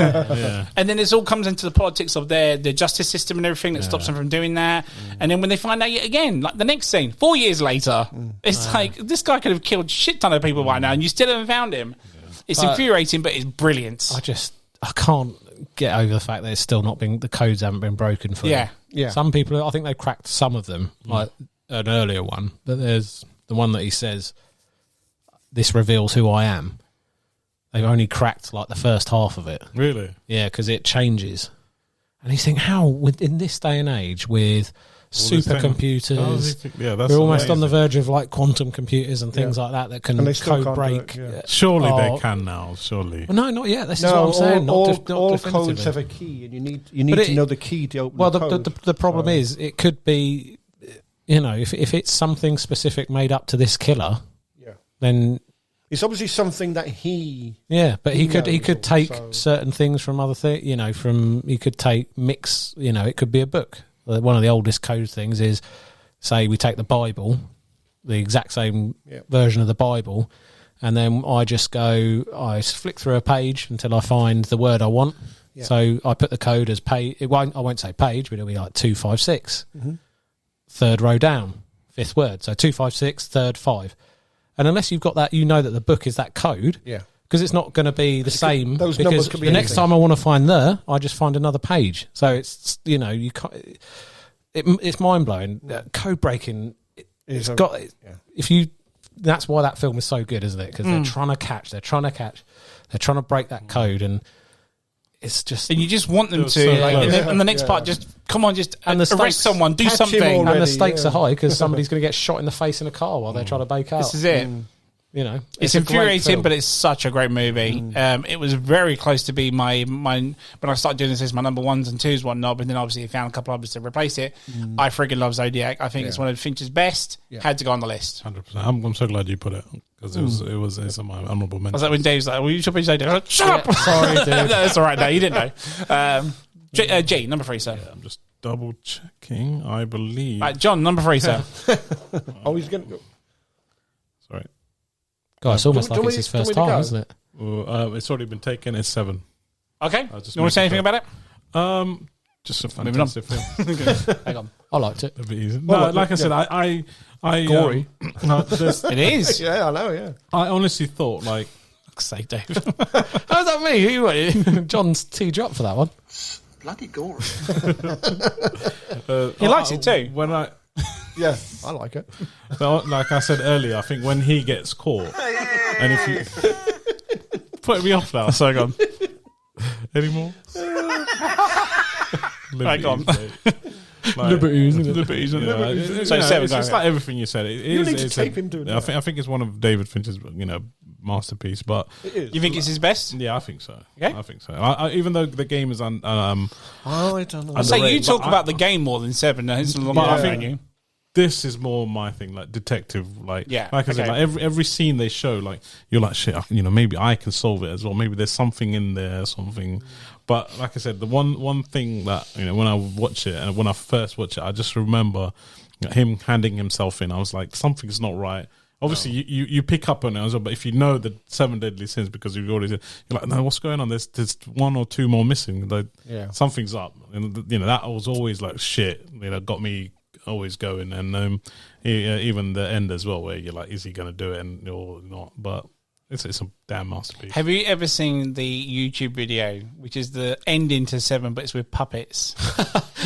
No. It is brilliant. Oh, okay. I need to show you this after we've done this episode. Yeah, yeah. It's so Yeah, fun. yeah. It's so weird having like one of it's like a monkey, is Brad Pitt's character, and this weird blue alien thing is like Kevin Smith's character. It's weird seeing a gorilla go like, "You're a liar, a fucking liar, shut up!" Yeah, it's brilliant. It's so good, dude. Honestly, Who's Thingy's character? I can't remember now. It's been a while, but they literally reenact it with toys. It's brilliant. All puppets, whatever. Yeah, give it a watch. It's so good. You can send me a link. I'll check it out. Yeah, definitely, man. Send me the Yeah. link. Send me that fucking link. Yeah, that's number 3. I'll keep it short because you've already. That's fair, dude. I'm sorry I took it, but No, yeah, it's it's a good fine, shout. Good pick, John. Over to you, sir. My number 3 again had to do some adjusting. Not now, but ages ago. The Hurt Locker. Yes. Come back to Wow. Yeah. I didn't even think of war films as thrillers. Fuck. Yeah. I stayed away from because of the whole sort of more actiony. Yeah, no, because I remember Yeah, but I was looking at Hurt I was looking at No, honorable the Hurt mentions. Yeah, the Hurt Locker is I was different. looking at yeah. honorable mentions and 0 Dark 30 popped up. Yeah, I was like, yeah, do Yeah, I? Don't I? yeah. No, see, I was the same, but That's a good shout. for I me, fucking for love me, that movie. For me, the Hurt Locker's more story than action film, if you know what I mean. Oh yeah.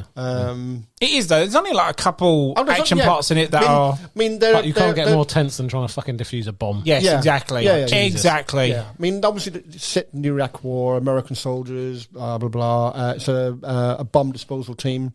Jeremy Renner. Jeremy Renner takes over the team because the other guy got killed. The other leader got killed. The team don't like him, so you've got animosity going on between the team. His style, they don't quite like, but it all works out. But then, for me, one of the scenes, because you hear all these stories. I mean, you hear all these stories. You read all the stories in the newspapers and stuff like that. And one of the scenes that always stood out for me was when they went into the warehouse after these suspects, shall we say, and.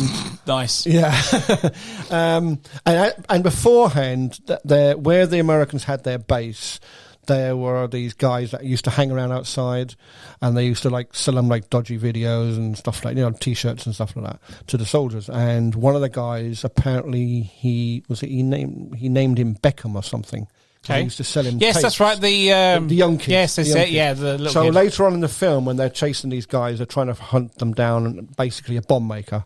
They end up in this warehouse, and they find the body of the kid on the table with a bomb. That's right. Yeah, in that's him. Yeah, that's surgically terrifying. in. Yeah. That scene just made the film for me in a sense, because you hear all these old weird shit stories in the newspapers and stuff, and you never really know if any of them are true or not. But that was Catherine Bigelow's. Was it her first film? No, she done First film she made Point Break. Yeah, but didn't she get? Was it an Oscar? She got an Academy Award for best. So she was the first female to get first director, best director.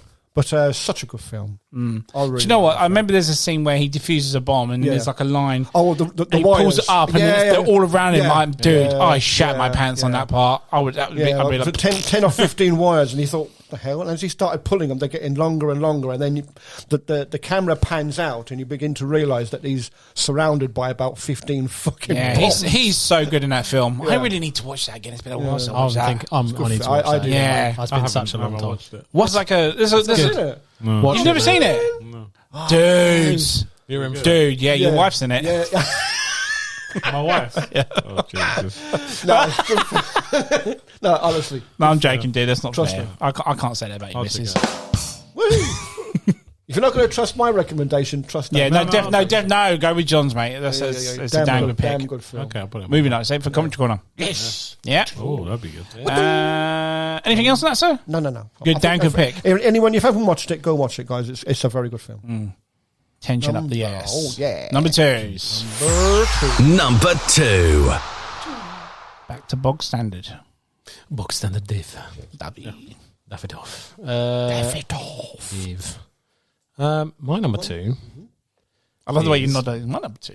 Silence of the Lambs. Nice. I very nearly put that in my list. Now this is the line between... I had to look this up, right, to see if I could put it in. It's classed as one, isn't it? Apparently it is. Yeah. Because I was... there were so many horror films I thought, I could put that in.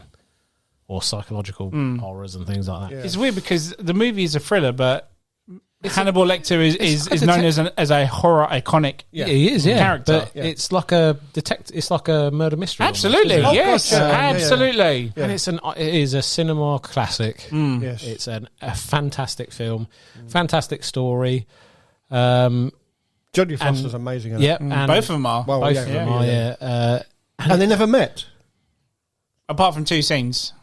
Yeah, but they never actually spoke to each other. I don't know. No. Okay. I've seen it, but I can't. How have you not seen it? No, I've anyway, seen it. go and watch it again. I have seen it, but I can't remember. Yeah. Well, you might have to. So he's in the cell with glass. Basically, there's a killer on the loose who's abducting and killing women, and taking their taking parts of their skin and then dumping them. And that was the FBI are obviously trying to find him. They've nicknamed him Buffalo Bill. He's skinning, like skinning women. Instead of skinning, animals, is skinning women. Yeah, and they're not sure why. And the main character, Jodie Foster's character, Clarice Starling. Is she like a reporter or something? No, she's an FBI agent. She's FBI agent, and she goes to mental asylum for the criminally insane to meet Dr. Hannibal Lecter, who himself was a serial killer. Who himself is a serial killer, to get his help in trying to track down and capture Buffalo Bill. Doesn't he know him though, or something? Or well, he's an ex-patient of his or something? He's an ex-patient. No, he's an ex-patient. Oh yeah, but he has written to him as well, I believe. But it's all this. Using a serial killer to capture. Does he escape in this one? Yes. Oh, okay. Yeah. Just spoiler alert. Sorry, but I mean, this film is fucking ages. It's over 30 years old, so we're good. It's so iconic. So there's so much tension in it because she is literally doing a deal with the devil. Oh God, yeah, because definitely, yeah. She's trying to do a good thing, take a bad person off the streets, but she's having to give up power in a way to Hannibal. So Hannibal was like, "I'm not going to tell you unless you tell me." Was your father a large man? Did he beat you with a belt? Things like that. He's trying to get his kicks and power from her, kind of thing. Yeah. And as the movie progresses, she's getting closer and closer to finding Buffalo Bill. And there's just so many good scenes in it. Like, would you fuck me? Yeah. I'd fuck me. I'd fuck me hard. Because it turns out Buffalo Bill is trying to create a suit so he can wear a female. Become a female effectively. He's wearing a skin suit made up of women. Yeah. So that doesn't ring a bell, but I do remember him. He's got he's keeping women in a hole in his basement kind of thing, but he's been leaving death's head moths in their mouths. Yeah. It's sort of like they go to his house, right? She does at the end, yeah. Yeah. But before that point she's left a pen. I think is it a pen with Hannibal? Yes. And he uses that to stab and escape. Yeah. And it's a really clever way because he escapes. For the Basically. He wears the copper's face, doesn't he? No, one of the guards in the mental asylum, he rips his face off. That's right. Yeah. And then puts it on, pretends to be him, bloodily mutilated face. Yeah. And then wakes up in the ambulance and goes stab happy. Yes, I remember. Yeah. And then he escapes. And so Buffalo Bill he's killed, isn't he? I think, does she shoot him? Yes, she does. In the Clarice in the shoots night him in the darkness. He's got like a night vision goggles on. Night vision goggles. He switches the lights off. And they have she's hunted him, but now Hannibal's loose, kind of thing. So it's a. You got one guy, and then you get a demon's. Yeah. Yeah. He's escaped. He's on the loose, and the whole thing is so fantastically done.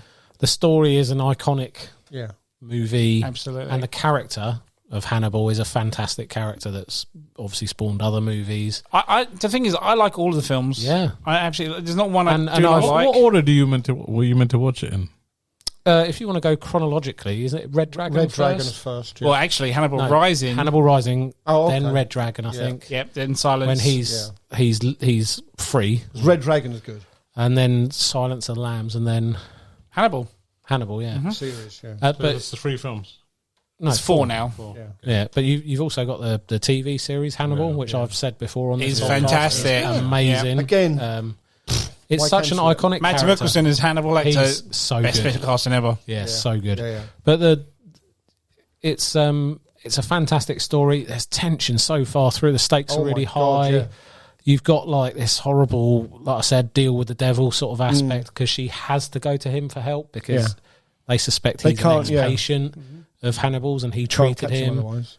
So you've got to kind of go but in doing so, you're giving up power to him because he's not.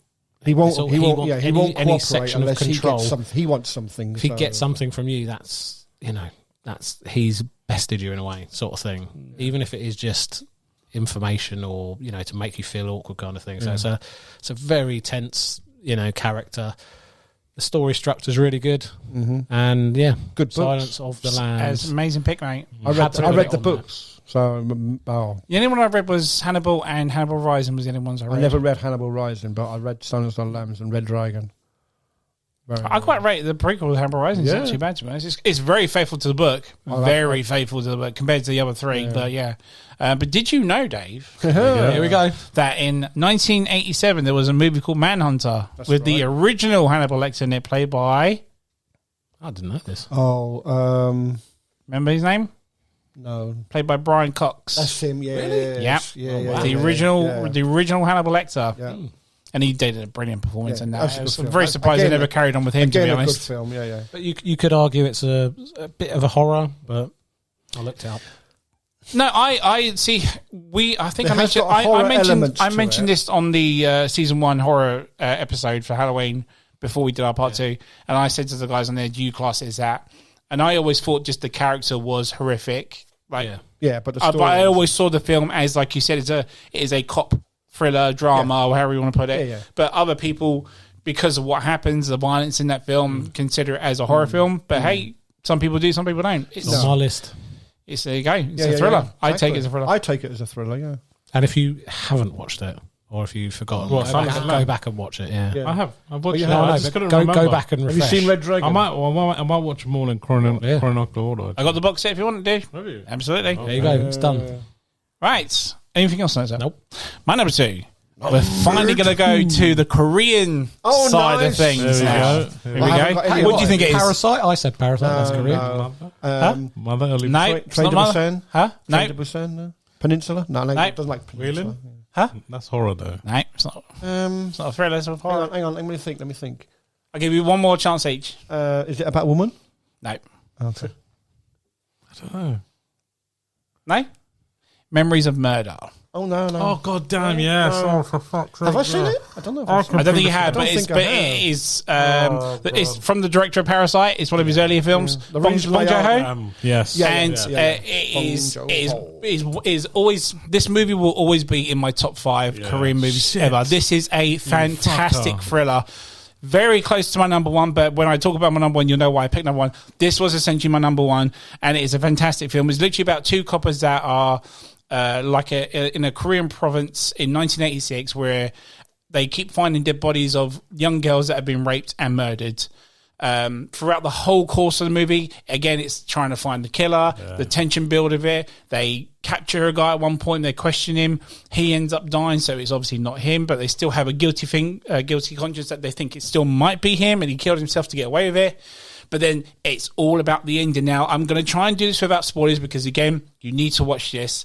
But it's one of those movies that plays on your mind. And when the ending happens, you still don't know whether he was or wasn't the killer. And that's what I love about this. It is nail-biting. It is gripping. It is shot superbly. Anything shot in the rain in this movie is fantastic. There is a chilling part in this movie where the killer jumps out and attacks the girl, but how it's shot is that you never see it. He kind of crawls and creeps on the floor. It's fantastically shot. It's just, good God. I cannot rate this movie enough, but I can't talk about it too much because if I do it, it will spoil it. I'm going to have to watch Please give this a go. Amazing. I had the Blu-ray if you want to borrow it. Memories of Murder. Give it a go. Number 2. Yeah, I'm watching that. That ending, though. Is it on anything? On a streaming? It might be on Prime every now and then, but... Can we even talk about the ending, though? No, don't. Because I'm don't. talking about the very, very end. No, don't. I'm putting it on my list, hang on. Did you know? Go. My turn. Go on then. He's Don't spoil Googling it. to try and find do you know things. Because no, You can't be Anne. No, I'm not. The reason I'm looking it up is because I wasn't sure if I'd seen it. And Don't spoil the ending if you No, okay. no, it's not. But I haven't seen it, but I do want to see it. But it just says here that it's related to a real life murder case. Yes, I thought it might have been. Which one? It's not the Raincoat Killer, is it? No, it just says the total body count was never mentioned in the film, but at least 10 similar murders were committed in the Hwasong area. But the 86 to 91. the dad in Parasite that smells like cabbage, he's one of the detectives in it. Oh. Yeah. Nice. Very, very famous. And some of the details in reenactor. the murders in the film bore a resemblance. Gee, what to does he murders. look like? He's just original. Just looks original. Is that what he says? All I'm saying, if you watch the movie, it looks original. G, number 2. My number 2 is another South Indian film. Oh. So we're going from Korea? Are we coming over to South India? Okay. So we got a plane from South Korea. So, Yeah. All right, go. Let's go. Cool. Is it? and then we stop at Thailand. So it's another for a bit. Tamil film, is it? Yes. Okay. Yes. So this one, I can't remember how old it is, maybe 4 or 5 years ago. And it was a remake from another state. But anyway, it doesn't matter. So this is quite a simple story. And I think why I love it is, so it's called, first of all, Papanasam. Okay, what does that mean? So it's basically name of a lake in a certain district in South India or Kerala, I believe. And it's basically, people come there to wash their sins off. Mm-hmm. Okay. So the story follows this sort of traditional. It's got one song in it, but it's not like you are. It doesn't have actions over the top, blah blah blah. All that I love that he traditional. has to clarify that. I have to because I want people Because to people watch might it. want to watch it and be like, Yeah. fucking... And so I preempt people, so just they know. So it basically follows this traditional sort of this hardworking guy who's become like this local distributor for cable TV, and he does all the got this little kid, cable guy, and obviously he's got cable. He watches a lot of movies. He's got 2 daughters, and a wife, and what happens is like there's like a this part A to and part 2B to it because something happens with her eldest daughter where she gets kind of like almost kidnapped, and you kind of, and then the boy kind of, she comes back and the boy goes missing, sort of thing, and you almost like you follow the sides of the police, and the boy that has gone missing is the chief inspector or police inspector of that state. So obviously she's, because her son, she's pulling out all the stops, and you kind of follow out, and sort of, like I said, there's a part A. Part A is figuring out who did it. There's a point to it where you figure out it was the eldest daughter because he tried to film her or rape her or something along the lines. She kind of like her and the mum kind of got together and by accidentally killed him. Then it becomes sort of a thriller. So obviously, like I said earlier, he's watched a I know it's kind of like goofy, but he loves movies. So he goes. It's about how he covers their tracks and not get them caught with the police.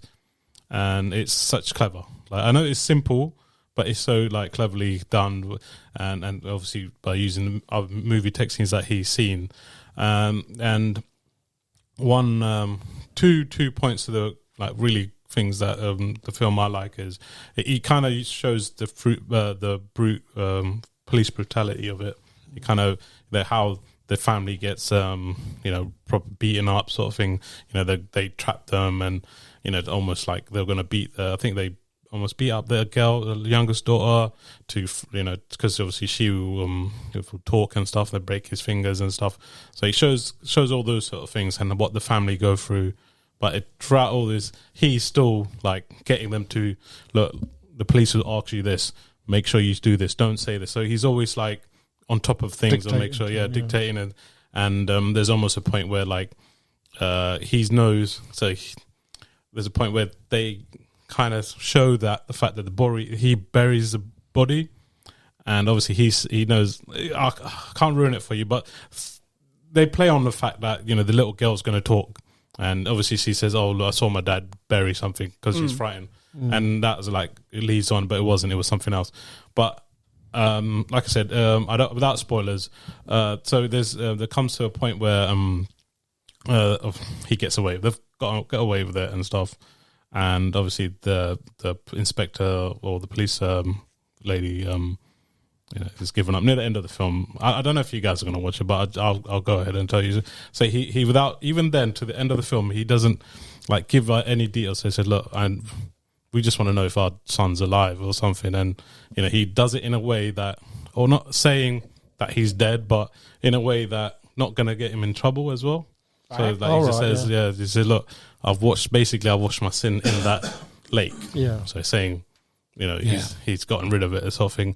And the ending to it is brilliant because there's throughout this, I think there's certain scenes where they're building a new a police department, and the new at the end of the film, the new inspector comes. I'll spoil it for you guys. It doesn't matter. It's because I thought it's so clever, right? Because you're like, where's the body gone at the end? Like, where's the kid? How? Because they don't show it, right? And then obviously you've noted, you throughout the film you see the new department being built, and then obviously at the end of the film the new inspector comes. Obviously the old one's retired and she's moved on, and he's like, "I know about you. I heard about you. I know what's happened. I'm going to find you. I'll be on you and stuff." And then he just He goes all Liam Neeson. I will find you. Yeah, and I will. I have some. And then I was going to say that I have a particular set of skills. There you go. I had to get an Irishman to do the accent. Thank you, mate. He basically just goes, stamps his foot down, and obviously he's just sitting there, just looking at his feet below him, and as he walks off, it reveals that he's planting the body in the new department, so they were never going to find him. In the foundations of the building. It's a brilliant. If you ever got the time, it sounds simple, but the length that he goes to is amazing. Nice. Okay. I had to tell the whole story. No, because I'm saying it. We probably wouldn't watch it. Yeah. So no, I would watch it. It's just having access to it. Yeah. I don't think it's available anywhere. But yeah, I thought. How did you watch it? I have, but it's available to me because I can. Because you have special skills. Because no, it's in Tamil. You won't watch Tamil. There's subtitles. No, I'll watch it if it's subtitled. It's subtitled. It's not subtitled. It's not. Fuck that. Damn it. Yeah, it's fuck that. No, I'll watch it, but you just have to. I tell you what, when you do, we can do a commentary corner on it, and you can translate for us on the mic. That's a good idea. Yeah, and you have to do all their accents. You got to do the ladies talking, everything. Passion. I've done my bit Emotion. anyway. I'll explain it here. So I really want one of you. If it is on subtitles somewhere on Amazon, I'll let you guys know. It's really, do. Okay. Those two films are really, really good, especially from like I said earlier. From what they're producing is like, oh man, this is pretty outstanding. Nice.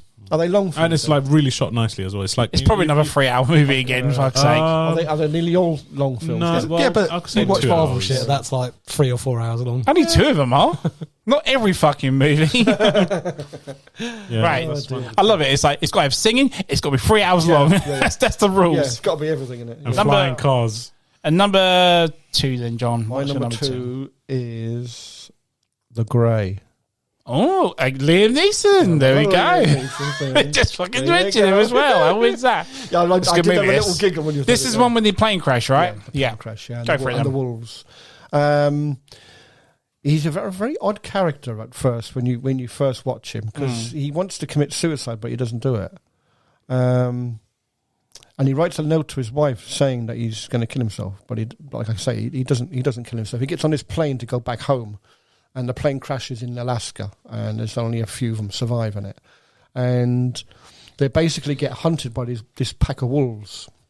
And he has before he got on the plane, he actually because he helped to protect these workers on an oil field or something, and his job basically was shooting the wolves. So when the plane crashes, he finds his rifle or whatever again, and he uses it to protect the team. It's a survival film, essentially, isn't it? Yeah. But it's the way the wolves hunt them. Yes, that's right. Because it's throughout the film, isn't it? Did I watch it here with you? No, I think I saw it at the cinema. I think you told me about it, and I've watched it since. But yeah, that's. I mean, I'm sure I haven't seen it here. Honestly, it wasn't with me, dude. I'm sure I've seen it with someone. But I think I've recommended it to you, but I don't think we watched it here. You've been watching movies with someone else that isn't Ant. No, I know. How fucking dare you? I know. How fucking... but you've hurt him now. But he goes to movies without me now anyway. Goes to see Banshees without me, whatnot. Does fucking he arsehole. I bet he goes and plays board games with other people. I didn't realise. But carry on with the grades. But yeah, you bastard, John. You bloody bastard. It's basic. I thought the way they shot them in. The location was fantastic. Everything in there, the weather, the cold. I mean, you watch the film and you actually feel fucking cold yourself watching it. Yeah, it's shot very well. It's shot by the guy who did my favourite film of mine called Narc with Jason Patrick in it.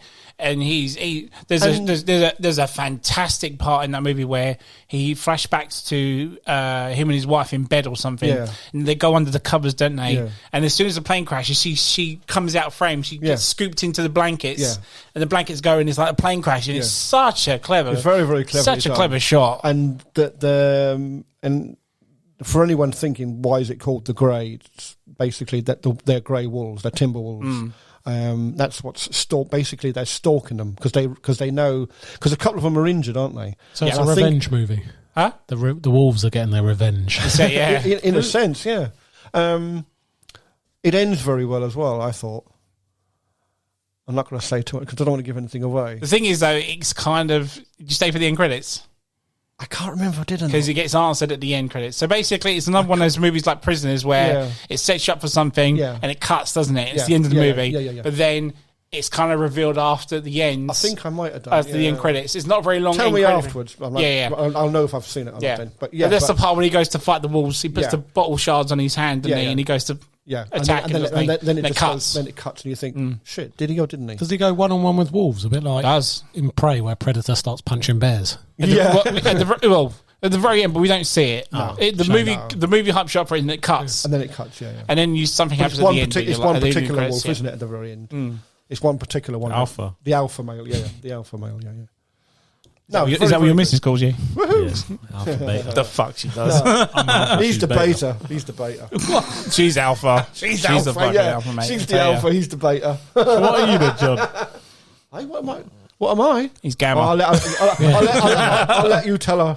I'll let her tell you. I mean. Anyway, anything else on that, sir? No. Well worth a watch. Very good pick. I need to watch that again as well. Yeah. All right, let's go to the final one, guys. It's number one. To you, Dabby. You need not have had that thing done because John always puts his little. Go on, John. Put your. See? Number one. Number one. My number one is Inception. Oh, nice. A thriller, sci-fi thriller. Yeah, but I'm putting it in my list. Okay, it was on. If you Google it, it is in the category of thrillers. I mean, the sci-fi element is that you can sort of travel into people's minds and influence them their dreams. But I thought you were going to put something else. No, Inception, dude. It's got to be Inception. Are you sure? Yeah. Okay. What did you think I was going to put? Is it what you've got? Yeah. Okay, well, we'll come to that when you come to worries. it. But no, because Inception, I've talked about it before, again, I'm sure.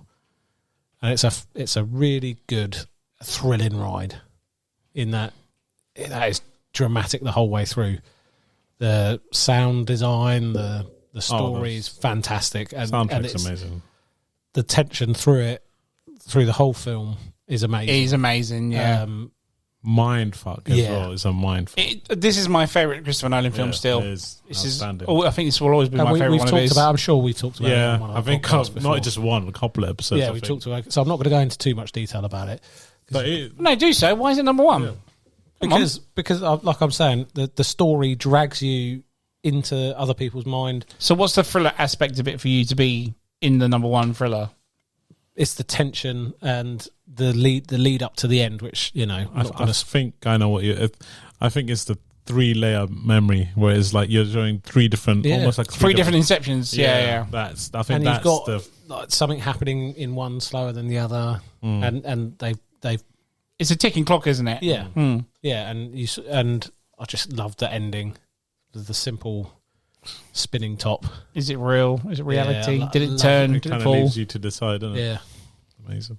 I love that ending, and I've talked about this film so much before. I think we do it in soundtracks as well. I think we done. I think possibly soundtrack. I can't remember. Was it in our sci-fi episode?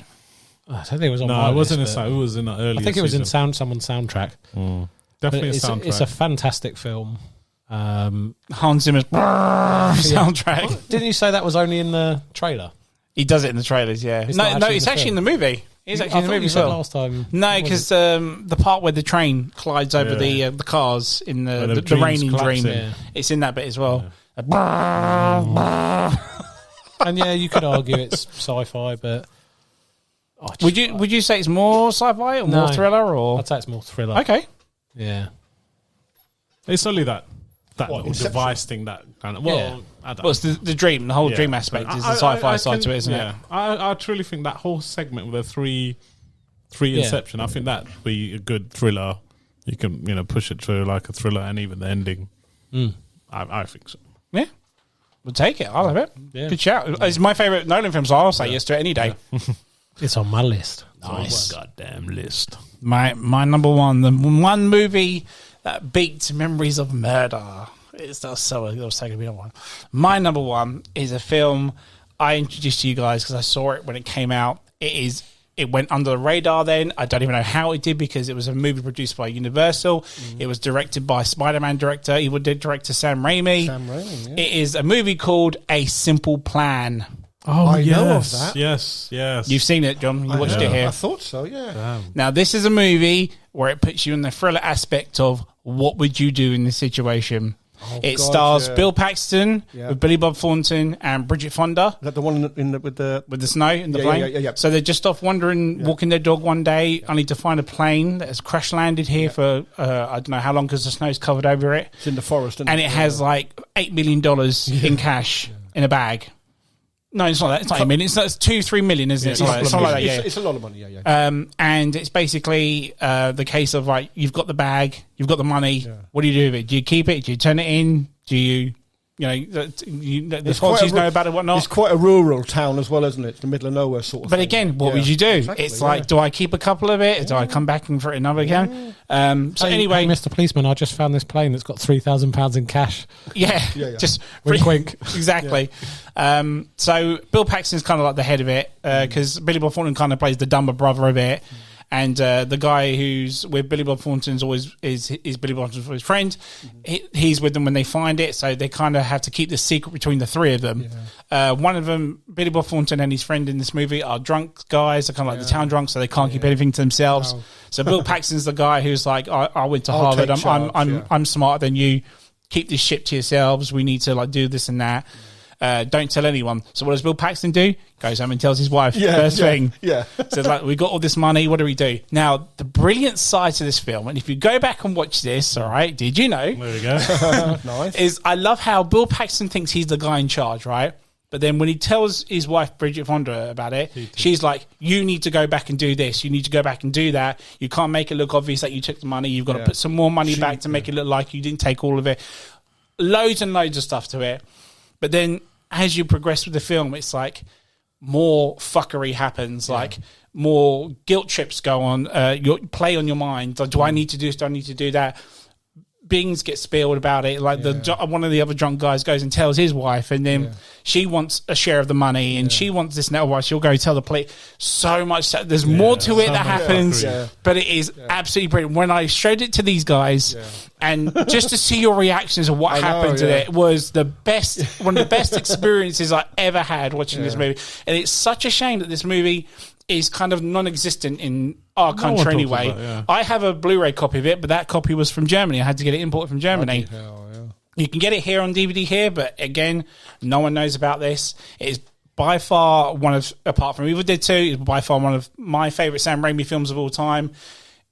Again, not many movies do this, and this is what I miss about cinema now, is when it puts you in a situation as to what would you do. Yeah.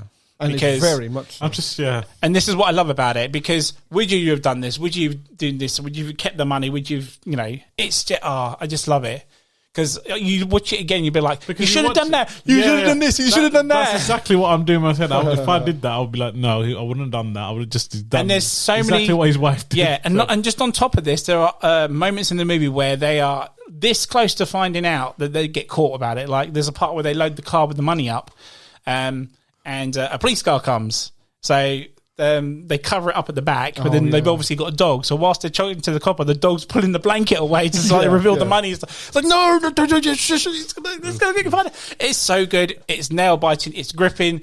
Ending is fantastic. It's not quite a twist in the movie, but it's like, for fuck's sake, I've gone through all this just for this sort of ending. So don't expect a twist at the end, but good God, as a thriller, it is the best one in my opinion. But obviously no one's seen this movie. Please give it a watch. Dave, I need to let you borrow it because you need to watch it. It is fantastic. Please give it a go. Yeah, you'll like it. It's good. G, your number one, sir. I think I know what you thought I was going to pick now. Yes, I thought. Okay, my number one is Shutter Island. Yeah, that's it. I thought you was going to pick that. Yeah, I didn't, because I thought we've talked about that too much. Oh, damn it. Well, I had to. I love this freaking movie. I think I must have talked through it for 2 episodes, but again, it's what I said from the beginning is one of those things where when you watch it again, or the first time you watch it, you might miss it. But if you actually I'm assuming everyone's watched it. Right? Yeah, absolutely. Love that movie. I love watching it again the second time, where you see the nods from the doctors as like, look, just play along sort of thing. Well, explain the movie first. Shutter Island is basically you followed these two sort of cops, Mark Ruffalo characters and Leonardo DiCaprio, who are infiltrating a mental asylum. Yeah. And as things go on, you find out that someone went missing, didn't they, on the island? So they're going to go and find out what happened. Investigate. A woman disappeared or something, didn't she? Yeah. And obviously here Leonardo's character is like something's going on in the. He's with Mark Ruffalo, isn't he? Yeah. And what you later you found out is like this whole institute, mental institute, is trying to help Leonardo's character heal in a way. Yeah. In a way, by acting out his sort of fantasy, playing along. But we don't know this. We don't know this. Yes. And it's just like small little things happen. What actually happened to him? I can't remember. Spoiler alert again. No one wants to fast forward it 3 minutes. His wife murdered his kids. He was mentally ill, wasn't she? Yeah, and then obviously he's gone mad after that. Yeah. And I think one of obviously all those aspects I love. And the thing I feel like is like, I think where he finds out this whole institute is, try to help him recover. I think there's a bit where he's talking to Mark Ruffalo at the end, and I personally feel in the conversation, I think he realized that he's healed, and he had a chance to say, sort of like, so I think if he said something to Mark Ruffalo's character, he would have been out and he could have been on the path to recovery. But I think he chose to hold back, and he started to play and talk about, there's something going on, like. Yeah, acted as if he's still mental, and I think that's brilliant. And I think that, and obviously Mark Ruffalo thinks he's insane to keep him. Never watched it.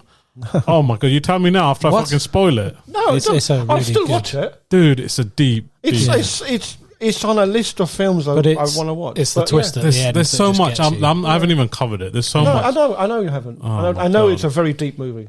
Which is probably why I haven't watched it yet, because it's one of those films you really need to be in the right frame of mind. No, not necessarily. You don't. It's because one of the good things is it comes at you from left field. You don't expect that to happen at the end. Do you think you're just watching a mystery solving? Yeah, that's you're in a mood of it's a crime thing. Something's happened. To solve it, but the way it just opens up and near the end, you're just like, what the fuck? Blown. And that's what I love about films, where you just it was right there in front of you, but obviously you weren't real. I like solving things, and the second time you watch it, you can actually solve these things. I'll keep it simple. Yeah, I haven't seen it, so. I thought we just fucking. No, it doesn't matter. I was just saying, it's one of those. I see it as one of those deep films. I need to be in the right frame of mind to watch it. No, because but it doesn't. You're not expecting it. That's the. I know, but I love Mark Ruffalo's nod at the end. Yeah, it's like fucking hell. it's kind of like emotional as well, like quite deep. That scene where you find out what his wife's done, mate. That hits. That's deep. Honestly. Cracking choice there. I had a feeling it was going to be that because we talked about it. I was like, it's not in the top 4. It's going to be number 1. I definitely thought about putting that in, but I thought I can't. I've talked about it. I'm sure. Yeah, you've talked a couple of times. So I left it. I had to, man. It was going to be an honourable. It's a good choice, mate. It's a great movie, and a lot of people will be like, "Yep, good choice, mate. Good choice." Yeah. I am. That's a very good choice. Thank you. You got Dave's approval on that one now. Yep. I got the C approval. Over to John to finish. Over to you, sir. Right, okay. I'm just going to. My number 1 is A Quiet Place. Oh yeah. Yes. Yes. I can see that. Yeah. I didn't even. Yeah. Explain it to us. Why thriller? Well, because like we said earlier about earlier films, you don't really see the threat; you just know of it, and it's basically about this mum and a dad, a couple of kids. I'm sorry, just gonna say that fucking intro. Oh my god! I know, yeah, I know, but it's. So how weird is that? I literally watched part 2 yesterday, and he mentioned that. How weird is that? Yeah, I've watched. I mean, obviously, the second one in itself is a good film, but it's kind of spoilt by the first one. Stick with the first one. You talk about the first one. Yeah, I'm not. No, the second one doesn't come anywhere near as good as the first one. Anyway, it's basically one of those films. I remember I went to saw it when I saw it in the cinema, and you could have heard a pin drop in the cinema because it's one of those. Because it's The Quiet Place. but I don't even get a drum roll for that. Sorry, I wasn't. I didn't hook it up. Say again. Is it because it's The Quiet Place?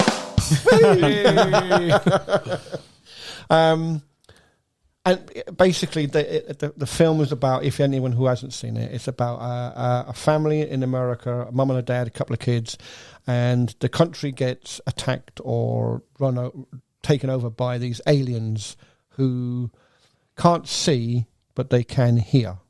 So the human race basically learn to not make any noise, hence the film Quiet Place. But it's like G just said, the opening part to it, the first, say, what was it, 10 minutes, would you think? Yeah, 10 minutes. Because it doesn't happen very quickly, but the first 10 minutes will basically tell you what the rest of the film is like. That's the mood. If you watch the first 10 minutes and it hasn't grabbed you or hooked you, like we were saying, what makes a thriller, you may not really get into the rest of the film. I'll tell you what, though, there are some really good moments of tension. Oh my god, aren't there? Just like I say, I went and saw it in the cinema. Time, the baby scene. Usually when she steps on the fucking nail on the stairs. And you know it's going to happen as well. Because the way it's shot, the camera is just showing it, isn't it? Normally, when you go to the cinema, there's always someone talking maybe behind you, or a phone. You can hear it beep, even though it's making a lot of noise, or someone's eating. But this was the first time I went to the cinema, and nobody. And I mean, nobody made a fucking sound. They were gripped into watching it, weren't they? It was absolutely amazing. I'm joking. But you're going to get a drum roll for it. Yeah, he's got the drum roll for it. Oh, no, I'm joking. Fuck's sake! No, he doesn't deserve it. I don't deserve it. No, all right. If you're a joke stealing.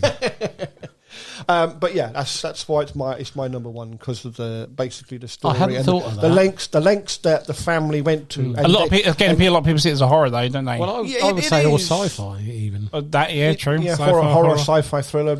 I can see it sort of branches through all of it. It's the tension, isn't it? It's it's just mind-boggling. Like you said, the pit with the nail.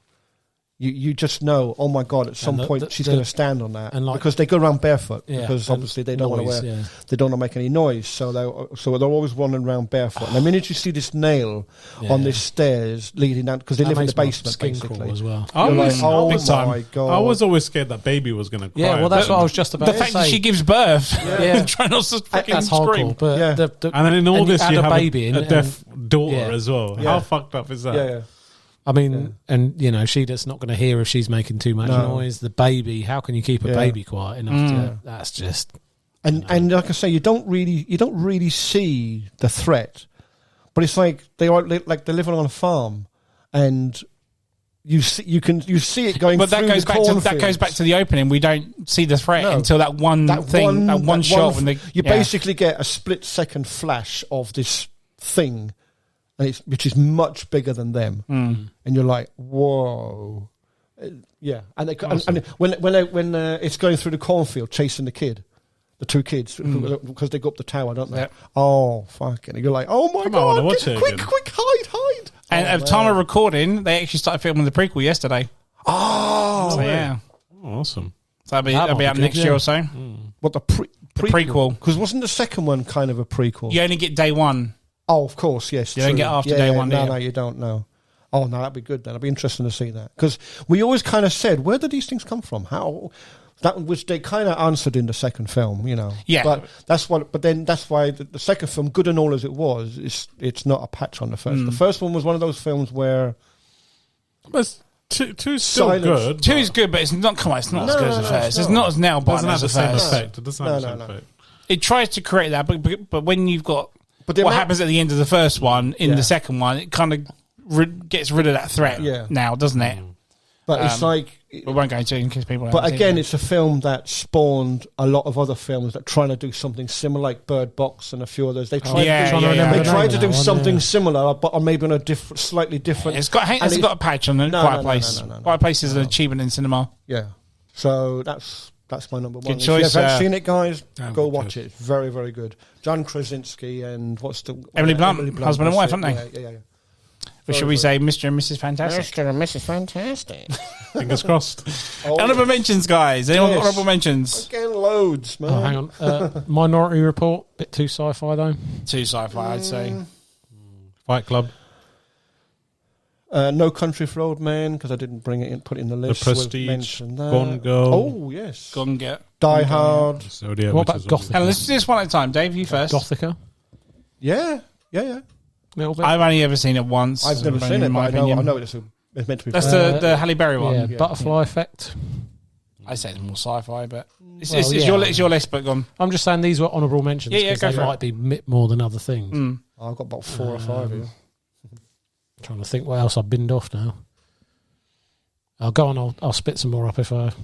You'll probably say them. I've said, go on. You got anything else? A Fight Club. I think you've said that, yeah. Anything else? Mile 22. Okay. Polar. Okay. Polar. Yeah. Man Mickelsen's one. Yeah. There's action in it. No, it's a bit of both because they're chasing him, aren't they? Oh, fair enough. Because you know the story of it. Yeah. I like that film. Den of Thieves. Yeah. Killer Elite. Okay. Don't know if you've seen that one. It's the submarine? No, that's Hunter Killer. Hunter Killer, okay. Which in itself is a good film. Mm-hmm. Killer Elite is Jason Statham again, but it's based on... It's like a hitman gets hired by this Arab guy to go and kill these 3 SAS guys. I read the book in the 80s. Okay. I read the book in the 80s. Not without realising this film was basically kind of based on the book. Mm-hmm. But very, very good. Okay. Again, we could come back to that. I've got quite a big list here, so we're going to go with Untouchables. Yes. Memento. Oh, shit. Cape Fear. Sicario. That was on my list and I took it off. Damn it. Basic Instincts. Yeah. Black Swan. Yes. Heat. Oh, yeah. Usual Suspects. Yeah. Yeah. I thought of that. Damn. The Fugitive. Never thought of that, but yeah, that's a good one. Taxi Driver. Oh, fuck. Never thought of that. LA Confidential. Yeah. Taxi Driver's Thriller. I haven't seen that. Mental. The talking to me? Alfred Hitchcock's Rear Rear Window. Yes. How you doing? Gone Baby Gone. Yeah. Fantastic Ben Affleck film. The Chaser, Korean movie. Have we seen that one? Yeah. It's what The serial killer with the pimp. Was it? Would you say that's 100% that's a thriller. Come on, dude. Especially the ending. okay? Gone Girl? The girl with the dragon tattoo. Yes. Yeah. I'm not sure. You'll probably think this is more horror, but I put Misery Oh my god! as an honorable mention. See, I nearly had Misery. Memories of Murder in them, and I'm so fucking kicking myself. I would say that's more thriller than anything. Yeah. Yeah. The subject of it, obviously, is to do with horror, but the actual story is more thriller. Yeah. Primal Fear with Richard Gere and Ed Norton. I know of it, but no. Insomnia with Al Pacino and Robin Williams. Yeah, that's a banging film. Yeah. Crimson Tides Yes. with Denzel and Gene Hackman. Gene Hackman, yeah. Nightcrawler with Jake Gyllenhaal. I haven't seen that. Is that He good? goes and films news footage and sells it to news companies. Know of it, I'm pretty sure. Very good film. Another one by Ben Affleck, Argo. Yes, I know. Yeah. And you mentioned it earlier, G, Mother. Yes. Zero Dark 30. We said that one, didn't we? Zero Dark 30. Zero Dark 30 we mentioned, yeah. That's all I got. Yeah. There was hundreds. I could loads. have. There's even more, but again... we could have done a top 100. There were so many fucking films. Again, we're not like, you know, I know someone's going to go, oh, you should have said this and that, but then again, you didn't come on the show, so fuck you. Exactly. Anything else on that? If not, we'll call it a night, guys. No, I think that's a damn good episode. Okay. I really enjoyed that, actually. Yeah. Was your list as bad as you thought it would? I think we all had good lists. I think we had good lists. We had one clash. I'm just two kicking clashes. myself. One I clash, forgot about one. Memories of Murder, man. I still can't believe that. Yeah, I've got to watch that. I'm super. I'm glad you put it in though. It's on Prime, but you've got to pay to watch it. So I'm going to pay. I'm going to pay to watch it. No, if you want to pay to watch I'd rather pay. It's only be a couple of quid. I'd rather pay it and watch it. This player over here, he don't mind. He can pay to watch it. Wow. Not if I own a Blu-ray. Wow. Well, Physical media all the way, baby. If you got the Blu-ray, I'll have it, mate. Yeah, of course I do. I'll watch I've it. got Bong Joon-ho's box set. Of course you have, yeah. So with all these classics on there, forgot take you it, got the box borrow set. it, Yeah, I watch will, it. yeah. If we're into there, guys. So if you like what you listen to, I follow hope us you on did, guys. Facebook at the M.T.V.B podcast. or TikTok at M.T.V.B podcast 197. Or on Instagram at M.T.V.B podcast. Nice, guys. Thank you so much for coming on. No problem Season at 6 all. started with a banger, I think. Yes. Don't you think? Thank you. Kicking it off, baby. Kicking it off. So, guys, this is Ant-Man signing off along with Grey Fox. Gay Fox. JK47. Box Standard Dave. Guys, Gay Fox. thank you very much for listening. Good night. God.